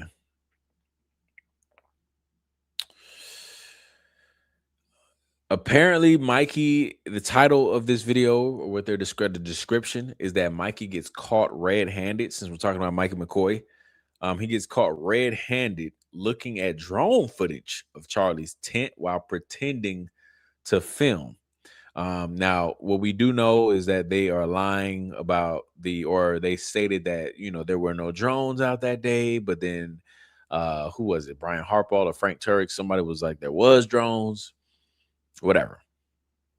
Well, I mean, it's not whatever. It is important, but this video is you know, I'm gonna let y'all decide, but I'm gonna bring it up. Apparently, they're saying that Mikey gets caught red-handed looking at drone footage of Charlie's tent while pretending to film.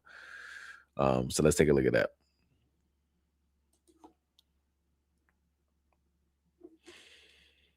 We're gonna be here for a couple hours.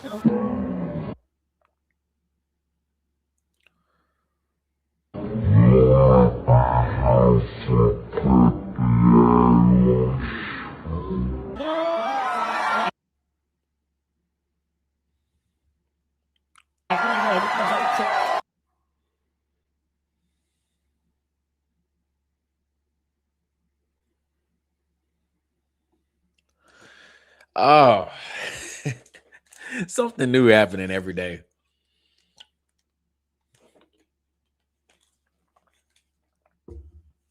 So let's try to break this down. So we got Mikey right next to Charlie, and man, I mean, I kind of do. Let me pull it up even closer for y'all.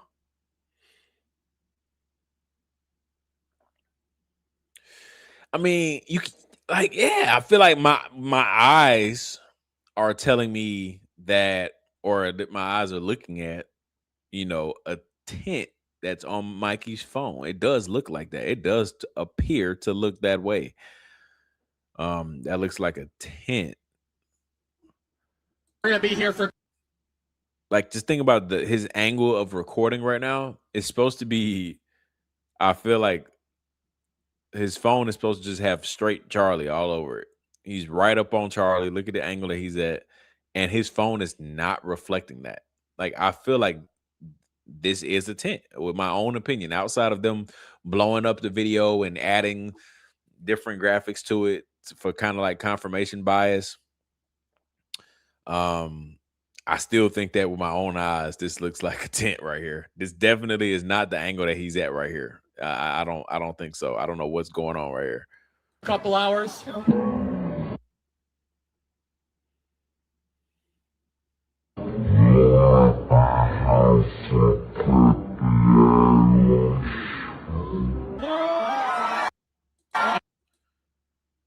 Yeah, I mean, didn't you see this little red button right here? Like, he's recording something. So, like, but it again, this looks like the tint. So how is this possible? I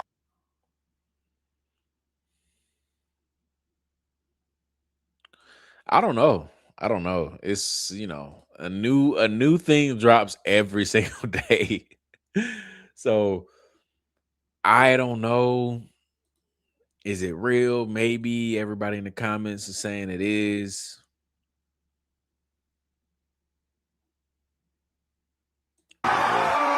Mormons, by the way, evangelical Christian. We're gonna. Here's the angle of that video, but in the full video versus just zooming in on just Mikey.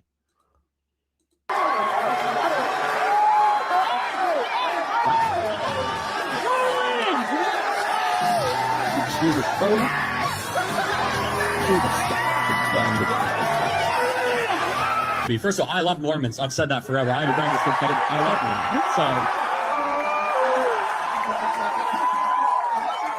And so let's just agree. This is just going to be a fun, polite discussion. Mormons, by the way, I love how Mormons have more kids than they can afford. I love how Mormons prioritize marriage. And let me just continue. I love how Mormons send missionaries around the world. I love how polite you are. I have my team is Mormon. Terrell's a Mormon. Andrew's a Mormon. Mormons are great people. So everything I say, everybody, I'm an evangelical Christian. We're going to have fun with this, but I'm not one of those guys that hates on Mormons or calls names at Mormons. Cool? We're going to be here for a couple hours. Get comfortable. Interesting. Yeah, I don't know. But I wanted to show y'all to see what y'all thoughts on Mikey apparently looking at drone footage. I see y'all going back and forth in the comments about kids. The kids real. Yeah, I mean, I don't know. You know what I mean? That's just the only thing that I thought was strange was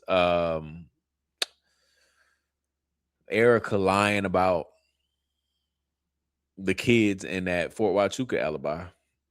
What a strange thing to lie about. Look, here's Erica going for a walk with her kids, and then they're not her kids.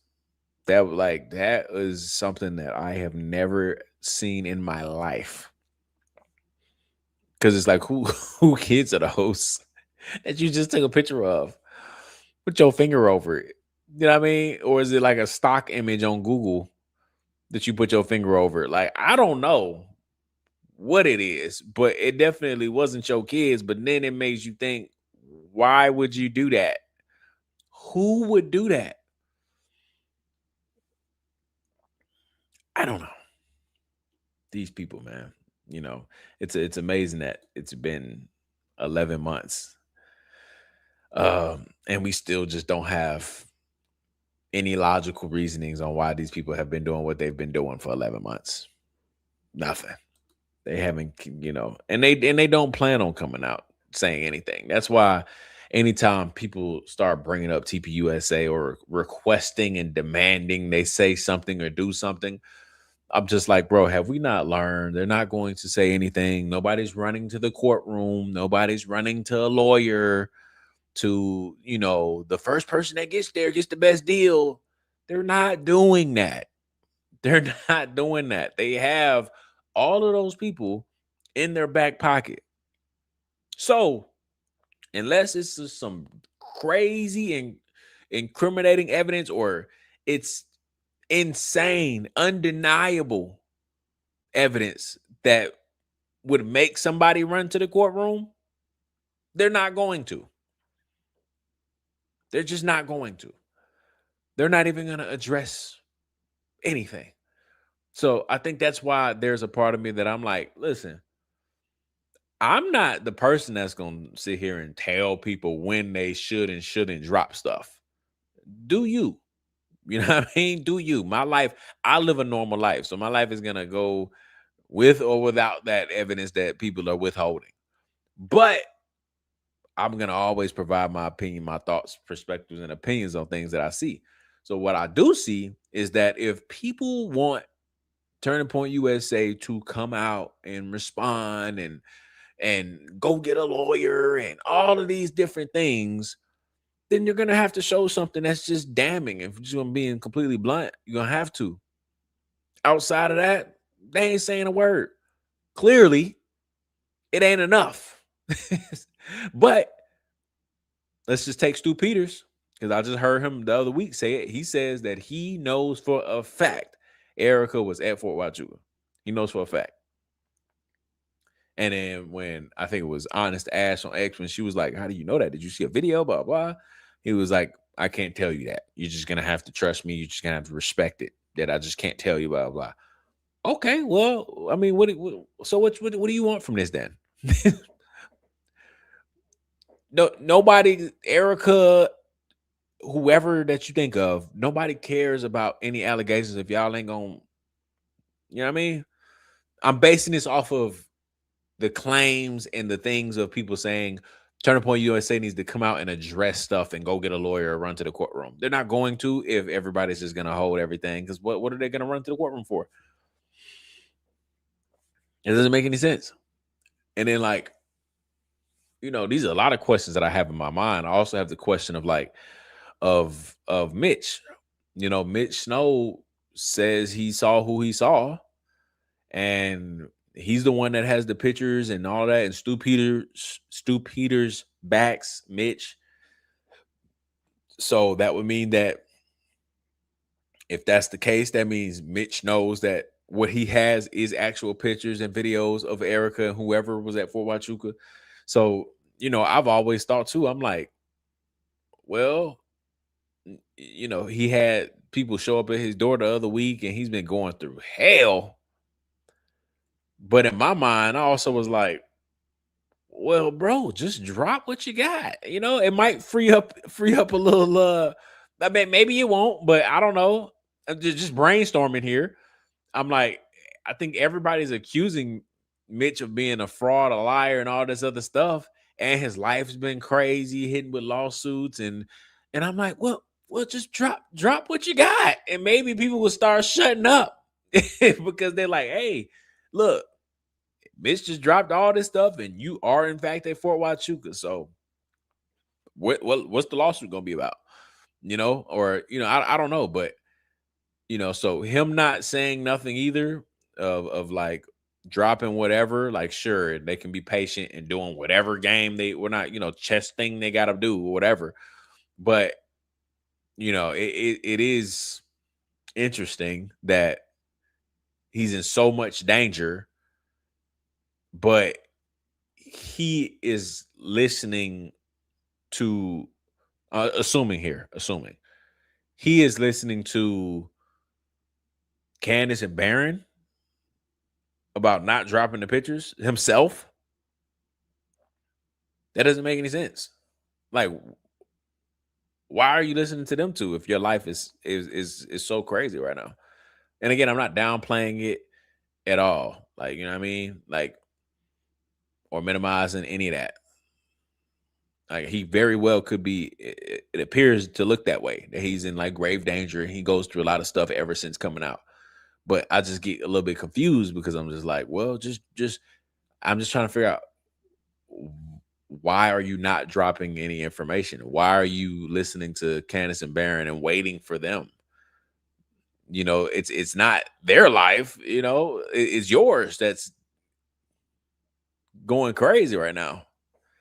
So why Mitch hasn't dropped anything, I don't know. But apparently, by the looks of it, it seems like Stu Peters has all of the Fort Huachuca information, and it appears that Stu Peters knows for a fact. He said it himself, right? Let me pull it up right quick so y'all can hear it out his own mouth. I'm not making it up.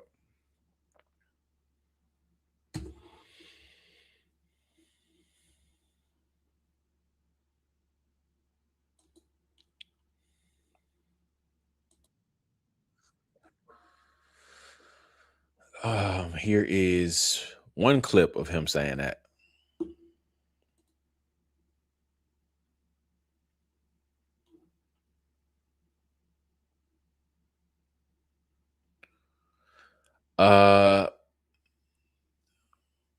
Erica being at Fort Huachuca as an isolated fact doesn't mean anything. They have to be able to tie it to something. I mean, yeah, you're right. It doesn't mean anything. She could easily come out and say, I was there for something with my mom, something with the military, that she gets a doctor appointment at Fort Huachuca. You know, I mean, it can be anything. But yeah, so you're 100% right, for sure.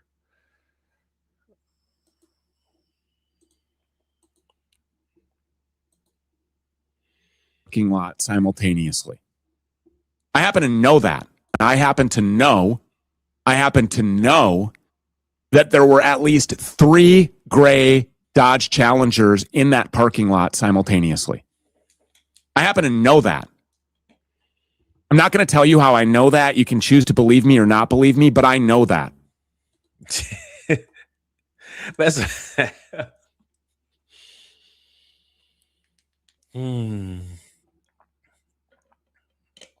That's what I'll be talking about. You can hold your sources, you can be protective of them and all that stuff. But to me, it's just like the reiterating how much you know, but can't say anything. That's where I'm like, what? So just stop saying so many times that you have so much information that you can't share. Stop telling me that. Because it's like, do you want me to ask you where you got it from? Do you want me to beg you? If not, just stop saying it. But Stu Peters is definitely somebody that always says it. And y'all know me. I don't. Again, I got to continue to keep saying this because I think it's important. I don't care about being grouped in or lumped in with anybody to be in cahoots, and I don't care about any of that. Okay, I don't care. I just don't care. A lot of people do. A lot of people like to be on everybody's side. So one day maybe you can be on the Stu Peters show. One day you can be on Candace. One day you can be on Baron. All of I don't care. Okay, I don't care because I just don't like the fact that when that does happen, I'm talking about pattern recognition here. When that does happen, people tend to change. People tend to be a little biased when they get so close to strangers, if we want to just be completely blunt. So the second somebody gets close with Stu Peters, now all of a sudden they don't want to criticize Stu Peters. Because, like, this guy got 1 million something followers. Like, I can, you know what I mean? It just starts doing all this stuff. And it's like, no, I don't care. You know, you get in, like, prime example. Hate me, don't really care. But Baron before Candace was a different Baron than post meeting Candace. Baron before meeting Candace was on a different type timing. Baron after meeting Candace is very different. Take that how you want. Okay, but that's what I'm talking about. That's what happens. It's just pattern recognition here. It happens with everybody. As soon as people start getting connected and they want to get so close to people and all this other stuff, then all of a sudden they just don't keep it real no more because they don't want to criticize Stu Peters or criticize their favorite podcaster and all this other stuff. I have never ever been that way. Never been that way. Okay, never been that way. Candace has brought up, she has reposted a TikTok before. She's commented on a TikTok of mine before. She's commented on a tweet of mine before. I don't care. Okay, great. I like her. But at the end of the day, I am going to say what I want to say regardless of who it is. That's just me. So that's the way I feel about Stu Peters right now, is that I'm like, bro, you doing all of this talking about how much you know, but you can't share nothing. So stop saying it, bro. And I'm not forcing you to share anything, but when you keep on hounding, I know so much, but I can't share it. And you're just going to have to respect it. I can't tell you. I can't share it. Did you forget about that? Oh, yeah, okay. I know information that I can't tell you. Like, stop, bro. I'm not going to tell you how I know that. You can choose to. I happen to know that. I'm not going to tell you how I know that. You can choose to believe me or not believe me, but I know that. Just like I know that there were at least 2 and up to 4 guys waiting in the wood line that the roof jumper that they're calling Tyler Robinson fled to. That video hasn't been shown yet. Not sure why, but it will be. And when it is, you are going to see that when the roof jumper did his roof jumping, there's 2 to 4 guys standing in the wood line, rustling around, right at the same location where the roof jumper went into, where apparently the rifle was found, where the towels were found, where all of Tyler Robinson and Lance Twiggs' DNA was using common sense here again. He said that there's a video out there where guys are waiting in the woods for Tyler Robinson, and he says he doesn't know why the video hasn't been released. It will be soon. My thing is, how did he see it? I have no idea. But this is my argument when I try to tell people, like, these people's lives are in danger. You just gotta, and I'm like, I'm not downplaying that or minimizing that at all. But you do realize Stu Peters telling the public that he has saw a video of 4 guys in the woods waiting for Tyler Robinson is just as bad and dangerous than posting it. That's just as bad as dangerous.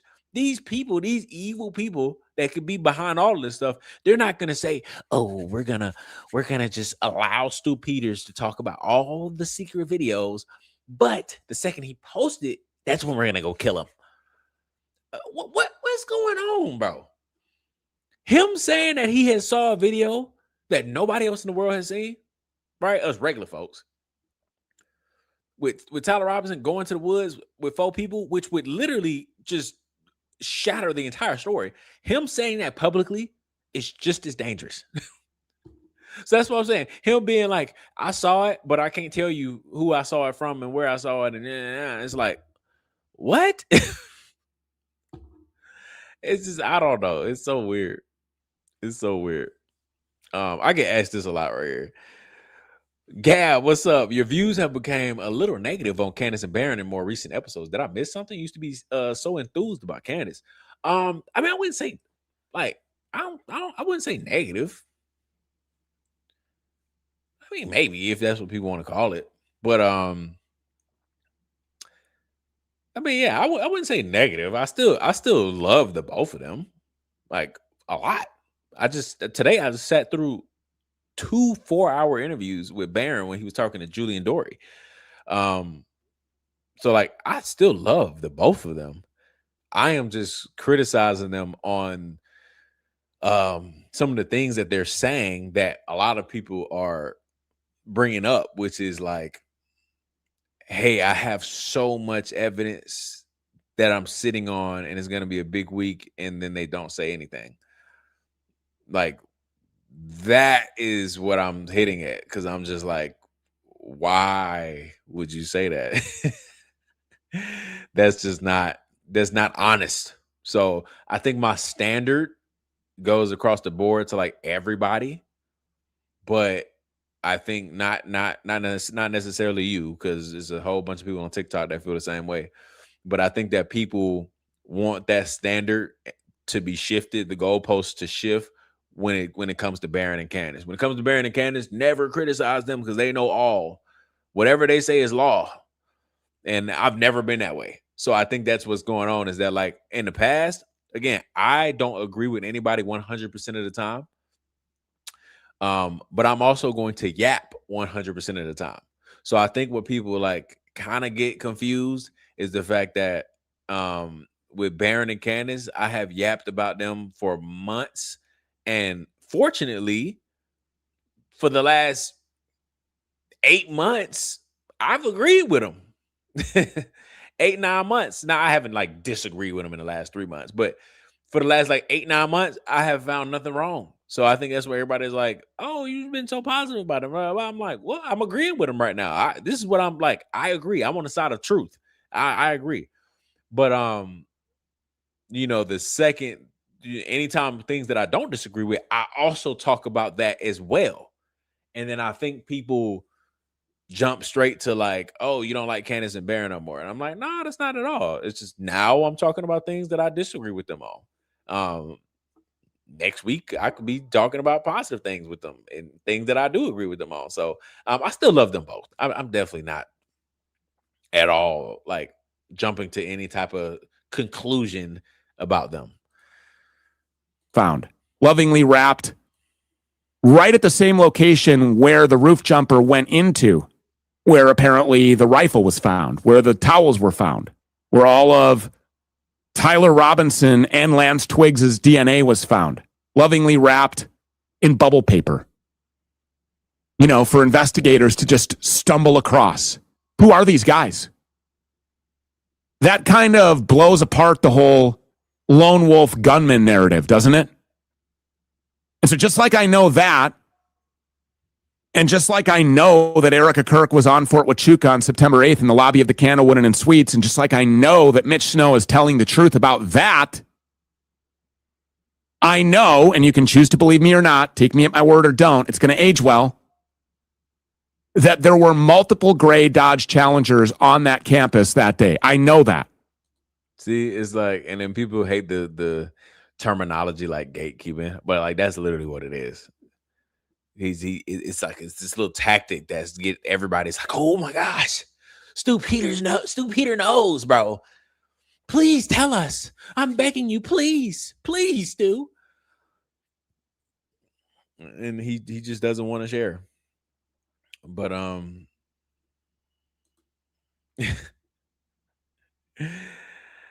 I don't know, man. I don't know.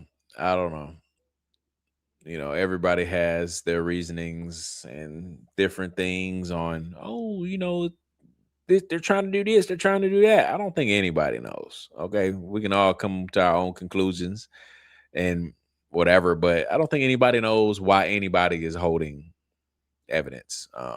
Because I said this a long time ago too. How many people do y'all think has information that they're not sharing? Because that to me is not healthy. That's not good. That's why I'm bringing that up, because like, how many people are gonna come out and say, "Ooh, I got so much stuff," but imagine if that was like 10, 20 people. That was like, "Oh, I got so much stuff, but I'm not gonna share it." It's like, what's happening here then? Why are there so many people that are saying they have things that they can't share? It's just strange. That's all. And I think everybody should be questioning everyone. Here's my thing too. I think when it comes to this, personal opinion, I think everybody, like us regular people, I think we should have our backs. We should have each other's backs more than having their backs, like having, you know, Candace or Stu Peters and all that. I'm not saying like, oh, they're ops or anything like that. But when it comes to just like questioning everything, right? A lot of people, anytime I like question something that Candace is doing, people would jump straight to just being like, how dare you talk about her? And I'm like, me, the regular guy that worked all day long, like regular job, worked all day long. And here I am on live just yapping. I still got work in the morning, still got to get up. On for 2 hours, just yapping, chopping it up, telling y'all my thoughts and opinions. I look pretty normal, so I don't really seem like I'm bought off or paid. And I'm like, I seem untrustworthy, but you gonna automatically trust people that are in a complete different tax bracket, that have a history of being used as a vessel to push certain agendas. Like, how do you automatically trust them? But then when like a regular person is like, hey, bro, like that's kind of strange, we just get bashed like all the time. Like I saw, let me see if I can find a video. Some people might not like it, but I mean, I'll be honest. I told Didi this. I said, bro, when you said this, I actually agree with you, but I didn't comment because they killing you in the comments. I think we're all invested and want to see it through the proverbial end. We all are. That's the crazy part. I'm like, we're all on the same side, but apparently, like, people get mad when you just don't like agree with what Candace and them are doing 100% of the time. And it's like, well, if we did agree with her 100% of the time, guess what would be happening right now? None of us would be on Erica Kirk. We all would have just been waiting around, because guess who told everybody to stop looking at Erica for months? Candace. So it seemed like everybody had their own functioning thoughts and opinions then, because everybody was trying to, including myself, was trying to tell. We was all posting about it. Everybody, bro, Erica's so weird. She's so weird, bro. And Candace and Baron and all of these guys. Now, Baron seems like the most normal person out of everybody. He does. He doesn't have like a history of working for Trump. You know what I mean? So he seems like the most genuine out of all of them. But like, Candace has been wrong plenty of times throughout this investigation. Not over like some of the things that like the Fed sloppers be harping on, but I'm saying like the minor details of it's like, she wasn't on Erica for a while. Was it grief? Probably. But she also told everybody to not look at Erica. So it's like, just think for yourself, put your opinion out there. And you just never know, because nobody knows. It's been a whole year. A whole year.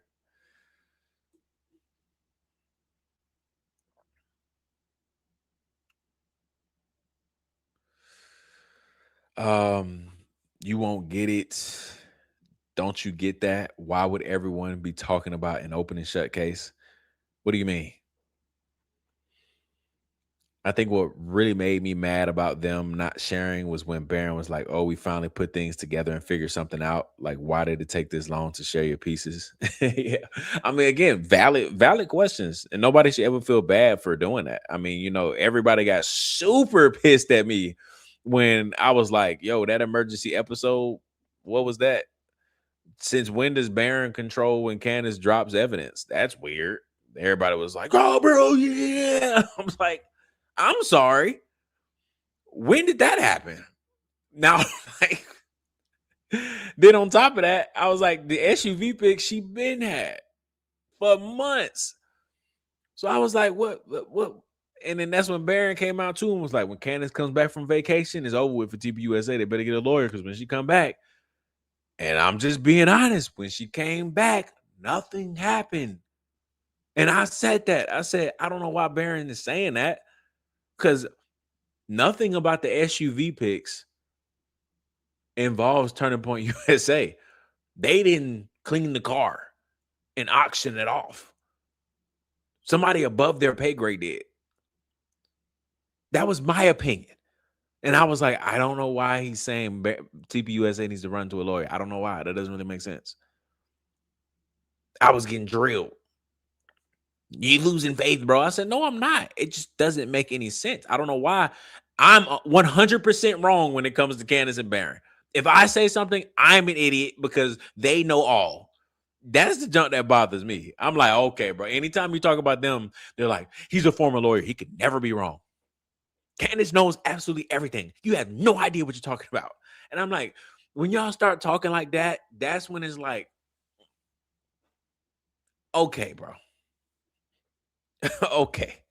And then when she came back from vacation, nothing happened. And I literally was like, y'all still got smoke for me? Because what's going on? She came back from vacation and nothing's going on. Oh, you're being negative, bro. It's a chess move. She's doing this. And I know I'm ranting right now. That's because I read all the comments. I don't ever get like worked up about like comments and stuff. If you watch my TikTok videos, it's really just like passionate. Okay, don't confuse my passion with like frustration or anger or any of that stuff. Baron was trying to scare them into ratting each other out. I mean, but again, that hasn't worked in 11 months, right? Of like, oh, I'm gonna scare TPUSA to. No, it just hasn't worked. It just hasn't worked. And so anytime I brought stuff up like that, everybody was just killing me. But then when I would follow up and I was like, hey, remember me? What happened? Like, y'all, you bashed me because you said I just didn't know anything and I should shut up. But now you're sitting here trying to tell me I'm still wrong because it's a chess move that you can't explain to me. Can you please stop? Like, it's crazy. So I think that's when I started being a little bit more open. I feel like I've been open this whole time for months with my perspectives and opinions. But I think that's when I started to be more critical of Baron and Candace's supporters, not necessarily Baron and Candace and like just them. It was the supporters that I was like, yo, stop disrespecting me. Okay. I know my name ain't Baron. I know my name ain't Candace.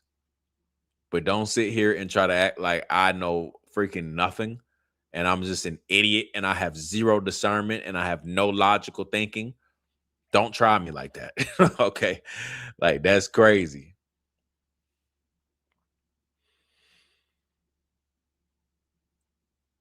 I'm still gonna pull up Didi's video, but I'm just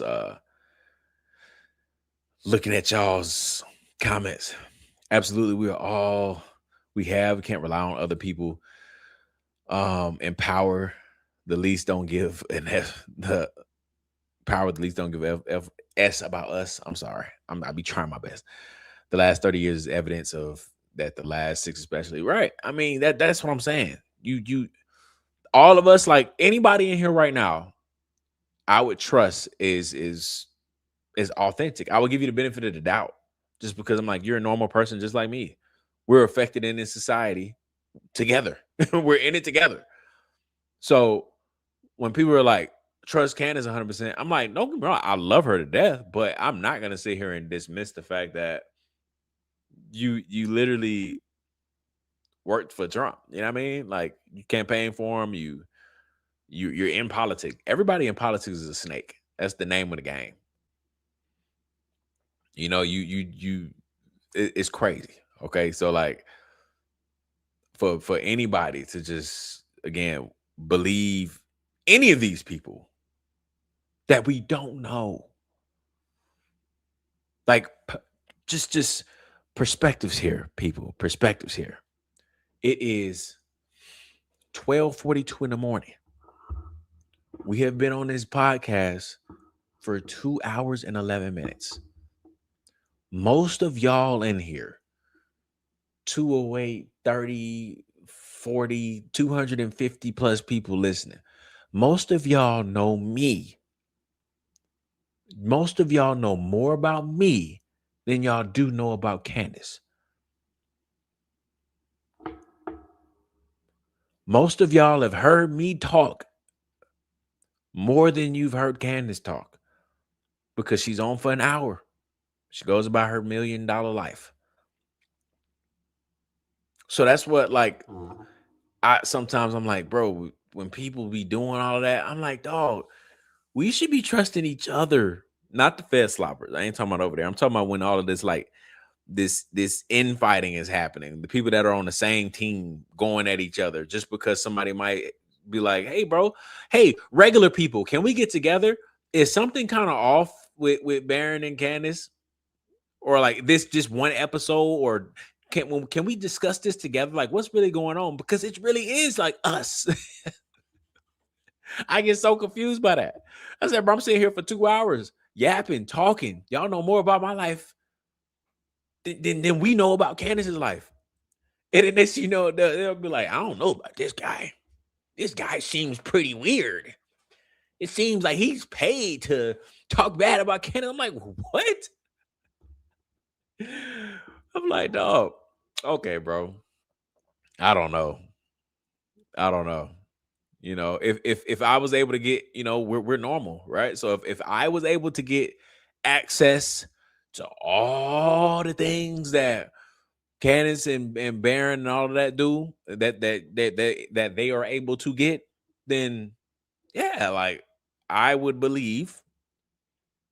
Again, I am not an investigator, never have claimed to be. I commentate. I love providing my opinion, whether it's, you know, willfully or if whether you don't care. I don't really care. I just love yapping. That was the biggest thing about TikTok. I'm like, bro, I don't even really care about who listened. I just want to get my thoughts off. And I'm like, hey, maybe somebody might like it. Post. So like, I don't care. I'm not an investigator. But all I am saying though is that if I knew information, like I'm just somebody that would just be honest. That's just what it is. You know what I mean? That's just what I would do. But I just question, why do y'all think no normal people know anything about this investigation? I know y'all are going to try to tell me that's normal. I don't think so. I want to know why no normal people know anything about this investigation or all of these secret things going on. It's a big old club. We ain't in it. Not that these people, again, I got to reiterate here. Not that these people, I'm assuming, are like controlled op. I'm not accusing anybody of that. Okay? We can, two things can be true. I'm not accusing anybody of that at all. I'm not saying Candace is control op. I haven't came to that conclusion. If there's evidence of it, I won't shy away from it, and I'll be the first one to bring it up. But I don't have that at the moment. Do I feel like something's off? Yeah. Do I feel like something's a little off with Baron too? Yeah. Do I feel like Baron is a completely different Baron after meeting Candace and now they're in cahoots? Yes. But at the moment, I still appreciate the fact that they are on the same side, you know, at the time, like that it appears to be that way. It seems like they're on the same side of truth. We're all on the same side.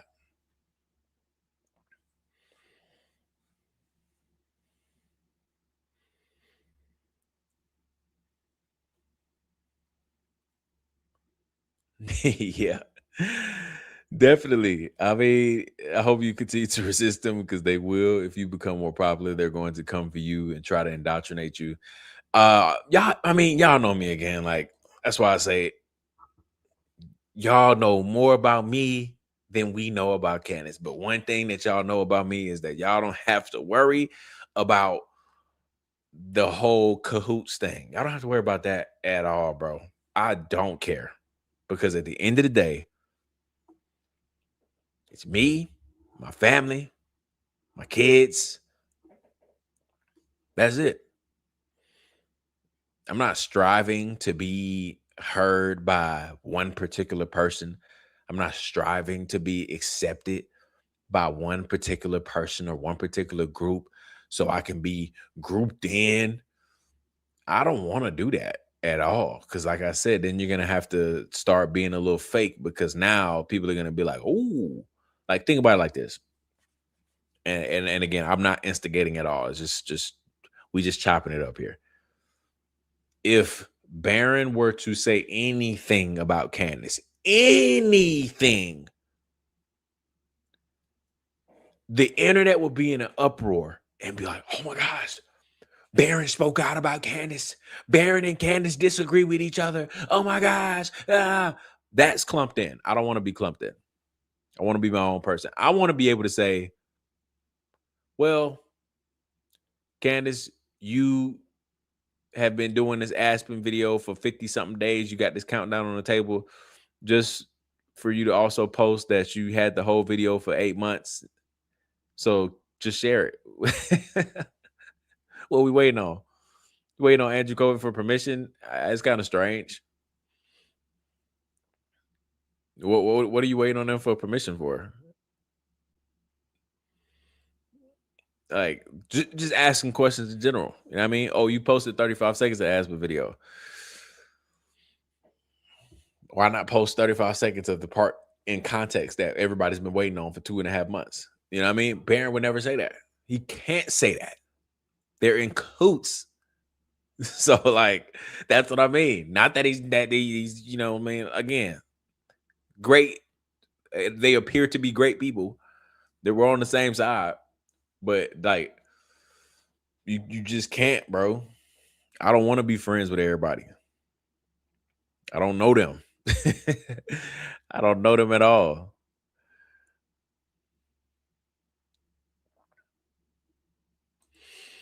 You seem as real as they come, bro. I haven't heard you once telling people to subscribe every 5 minutes and bringing bragging for donations. Much respect. I appreciate you, bro. Yeah, I mean that's just not me, man. It's just not me. I don't do it for all of that at all.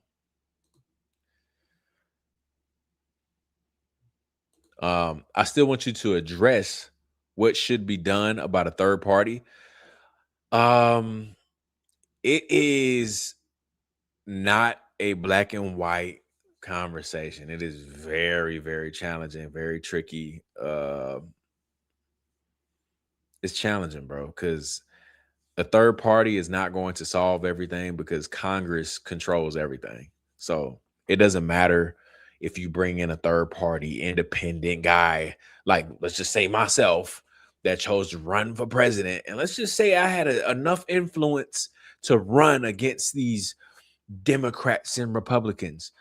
Let's just say I got in office and I was elected. First off, more than likely, something's probably going to happen to me, because once they figure out you're not controlled, oh, they will sabotage you, or maybe not sabotage. They would do something to you. Because they don't want to compete against you. They don't like competition.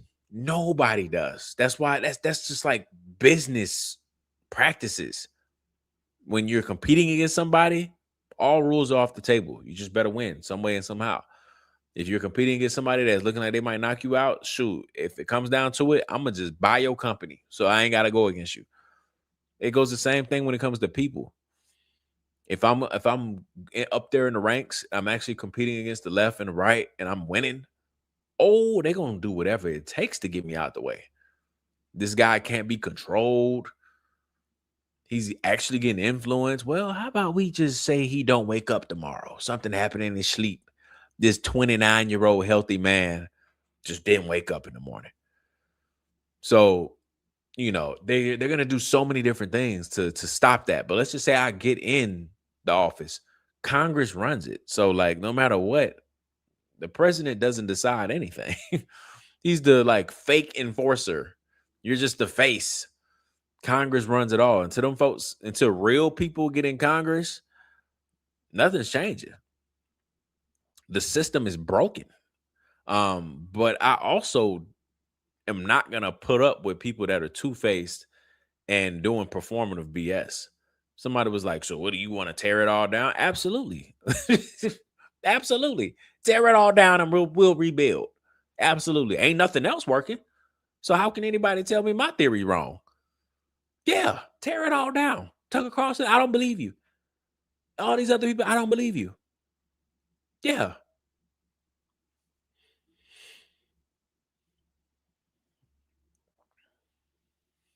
Yeah, America would love Jay. I can never do it, man. Them folks in politics is just so fake to me.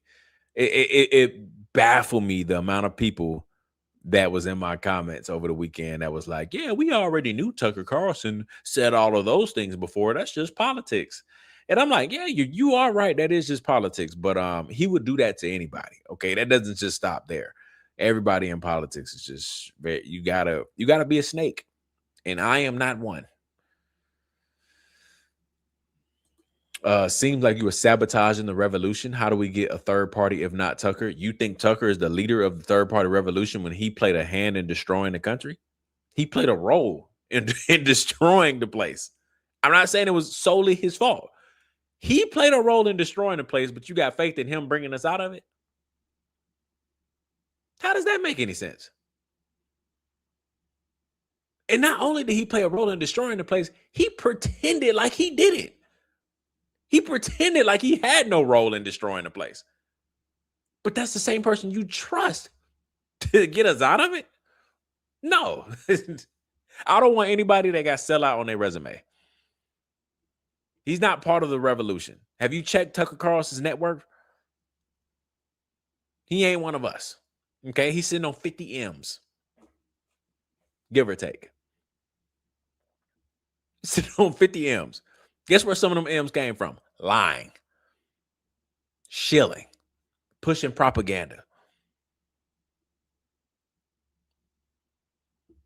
Are any of us sitting on 50 M's? We suffered from all of his lies, right? All of us are suffering, us regular people. He's sitting on 50 M's from lying.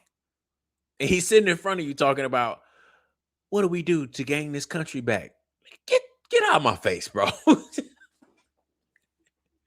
You benefited from lying your whole career, and I'm sitting here going through it, right? We are sitting here having to decide if we want to have kids because of how expensive it is. We live in a country right now where we don't know. Kids is a business decision. Oh, but Tucker Carlson can sit on 50 M's.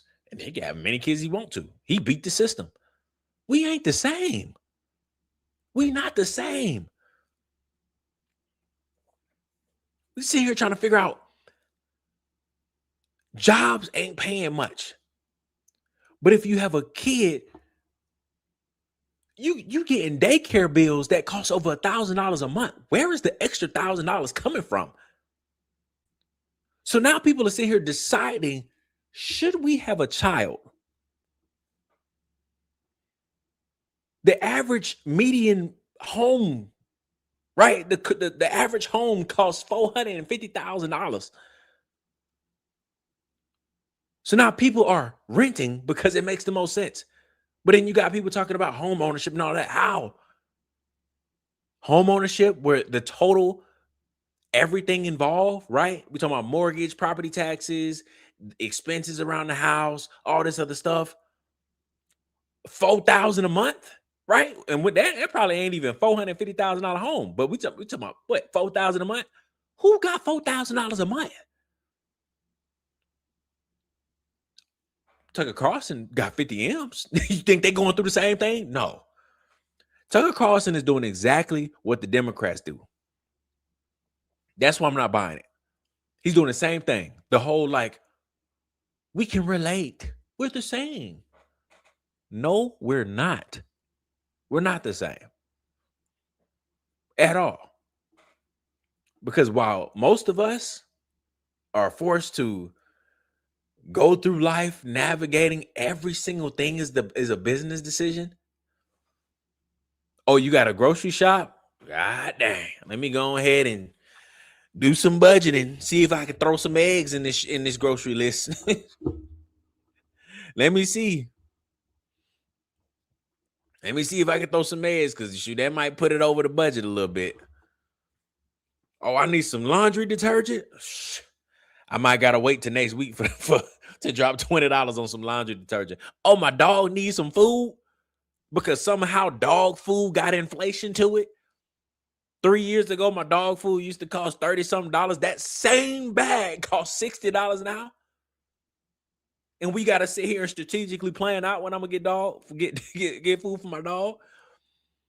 We have to go through stuff like that while he got paid to lie and push Trump and all these other people into office and make it seem like they're just so perfect when he knew the whole time that these people were going to destroy the country. Now, I'm not saying Trump single-handedly did it. Like, I think Democrats been in office more than Republicans over the last decade or so. So I'm not saying Trump did it by himself. I'm not saying that whatsoever. What I am saying, though, is that if you are a sellout, I don't want no part of you, bro. I don't really understand Rex, right? I don't really understand the people that forgive and allow people to sell out. And then they're like, it's okay. They said sorry. Now they get to, get our trust back. Hell no. Absolutely not, bro. You sold out. I don't want no part of you. No part of you. You don't get to come back from selling out. You don't get to come back from selling out. Imagine, y'all know exactly how I feel about Erica Kirk. I said this already. Y'all know exactly how I feel about Erica Kirk. Imagine if tomorrow I came out and I started pushing Erica and JD Vance content about how great they are. And I just started pushing because they got the election coming in 2028, which we already saw their website, right? It's not official, but I think it's going to happen. As far as like, it's going to become official soon. Imagine me come out and start pushing that very super, super hard. And I'm making money from it, right? I'm lying. I'm lying because it's easy to detect when these people are lying. They're just getting paid to push certain things. And then next thing you know, they get elected in the office, but they do something like Trump and they flip on me. And so my check stopped, my access stopped. And then I get on my podcast. Y'all clearly see my studio upgraded. I'm in a big old crib. And I'm like, I'm sorry, guys. Erica tricked me. I was fooled just like y'all. I know her and JD Vance are destroying the country. What are we gonna do, guys, to get our country back? Ferraris in the back, Lambos in the back. I'm in a barn dominium. I'm in my mansion, and I'm sitting here like, man, guys, what do we do, guys? There's no such thing as left and right anymore. We're gonna have to come up with something because I'm sorry that I'm sorry I misled. I was misled. I was manipulated. I was tricked. I thought Erica was gonna do something good, but then it comes out like 2 years later in a lawsuit. Y'all are seeing me text 50 million people being like, Erica and JD Vance are gonna destroy the country. Like, these are the worst people that I've ever been around in my life. Okay, these are the most demonic figures that I've ever seen in my life. And then you see me in that same time frame being on stage like, God is good, everybody, ain't it? God is good all the time, and all the time God is good. I can tell you something right here, Erica and JD Vance, it don't get no better than that, y'all. God is playing a role in what is happening in this building. Erica and JD Vance, everybody, is what we need for this country. Thank the Lord. And next thing you know, I came out and I'm telling y'all, I'm sorry, man. I'm sorry. Can we get our country back? What do we do? What do we do, guys? Can we brainstorm? Y'all would be pissed at me if it came out that I, in fact, was a sellout. I was paid to do all of that stuff. I lied. Y'all would be pissed. But with Tucker Carlson and all these other folks, y'all give them the benefit of the doubt. They get all of these chances. I'll tell you, it's crazy how this world works, bro. We give, and I say we because, like, I'm sure at one point in time, I probably felt the same way about political figures and celebrities or something like that. But why do we give these people so much credit and the benefit of the doubt? Like, so much. I'm like, no, bro, your platform is built on your supporters, right? You're funded through that. You got millions and millions and millions of people that tune in to listen to you. While we go in and clock in every single day doing some real labor. Not that this is not labor, right? Talking and all this other stuff. But it comes to a point that when your sole job is to talk like this, that essentially means that your big old paycheck that you get is from people trusting you. That's it. I gotta go and actually, well, I ain't gonna say I gotta go sweat. I get to work from home, but I'm saying like we have to actually go out and put in hours to get a paycheck. He is in a situation, Tucker Carlson and a lot of these other people are in a situation where they get paid off of people trusting them. So yeah, when it comes to Charlie Kirk, when it comes to Donald Trump, when it comes to all of these things that people trust you on, right? People say, man, this is going to be a tough election. This is going to be some tough, but you know who I can trust? I can trust Tucker Carlson. He going to always keep it real with me. He going to always keep it real. I love his perspective. He's going to always keep it real. And then it comes out years later that he lied the whole time.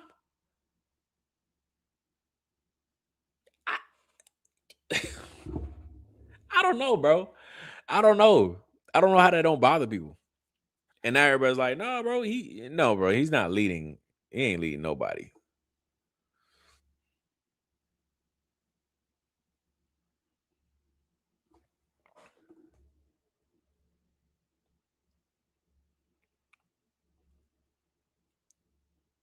My son waking up. I'm looking at him.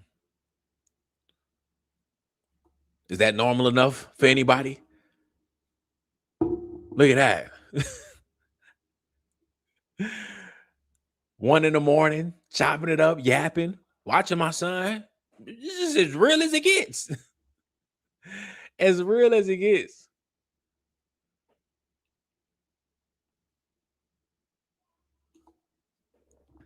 Look, watch, listen to him call me. Regular people right here.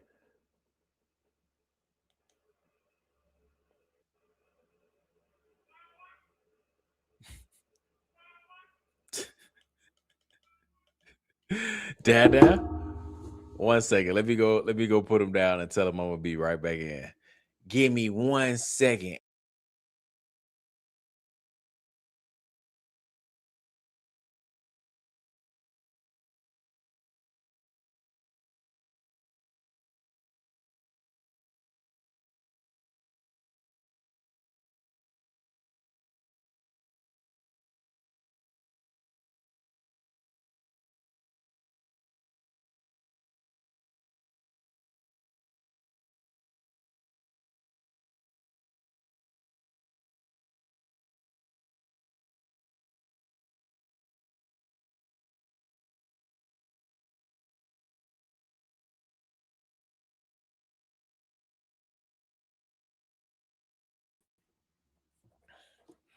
All right.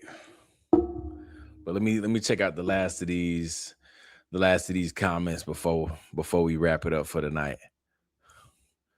We went a little longer than usual, man. We was just yapping and vibing. Yapping and vibing.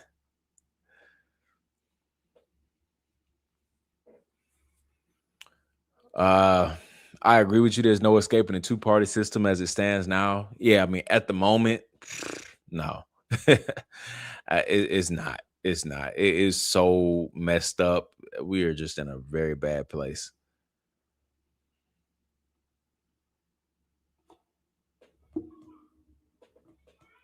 What is he talking about?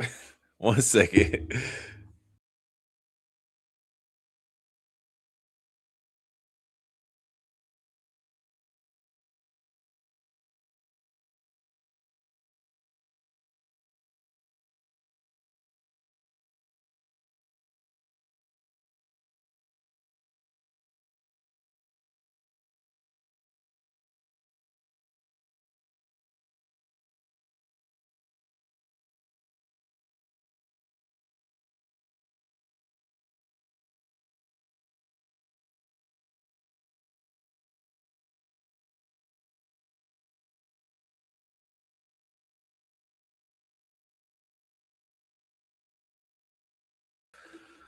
All right, let me see.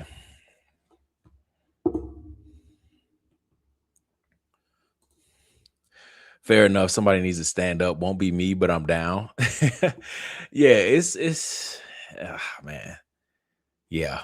We're gonna figure out something, man. We just gotta keep brainstorming, keep having these conversations. And at least at the very least, what we can do is reject everybody that's pretending that they want to help the world.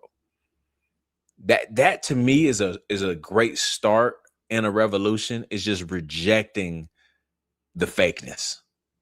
Everybody that's pretending to help, that's performative, that's theater, like calling it out for what it is and knowing that they just won't get support no matter what they try. Because that whole third party thing, that's control op, bro. They know exactly that we've been talking about the left and right and that both parties work for the same boss. They know we've been talking about that. That's why they want to come out and, yeah, the left and the right is so blah, blah, blah. Yeah, as you've been pushing the left and the right for years and now you sitting on 50 million off of pushing political division. Now you want to sit here and talk about, well, man, I'm not buying that. Sitting on M's for doing that for years.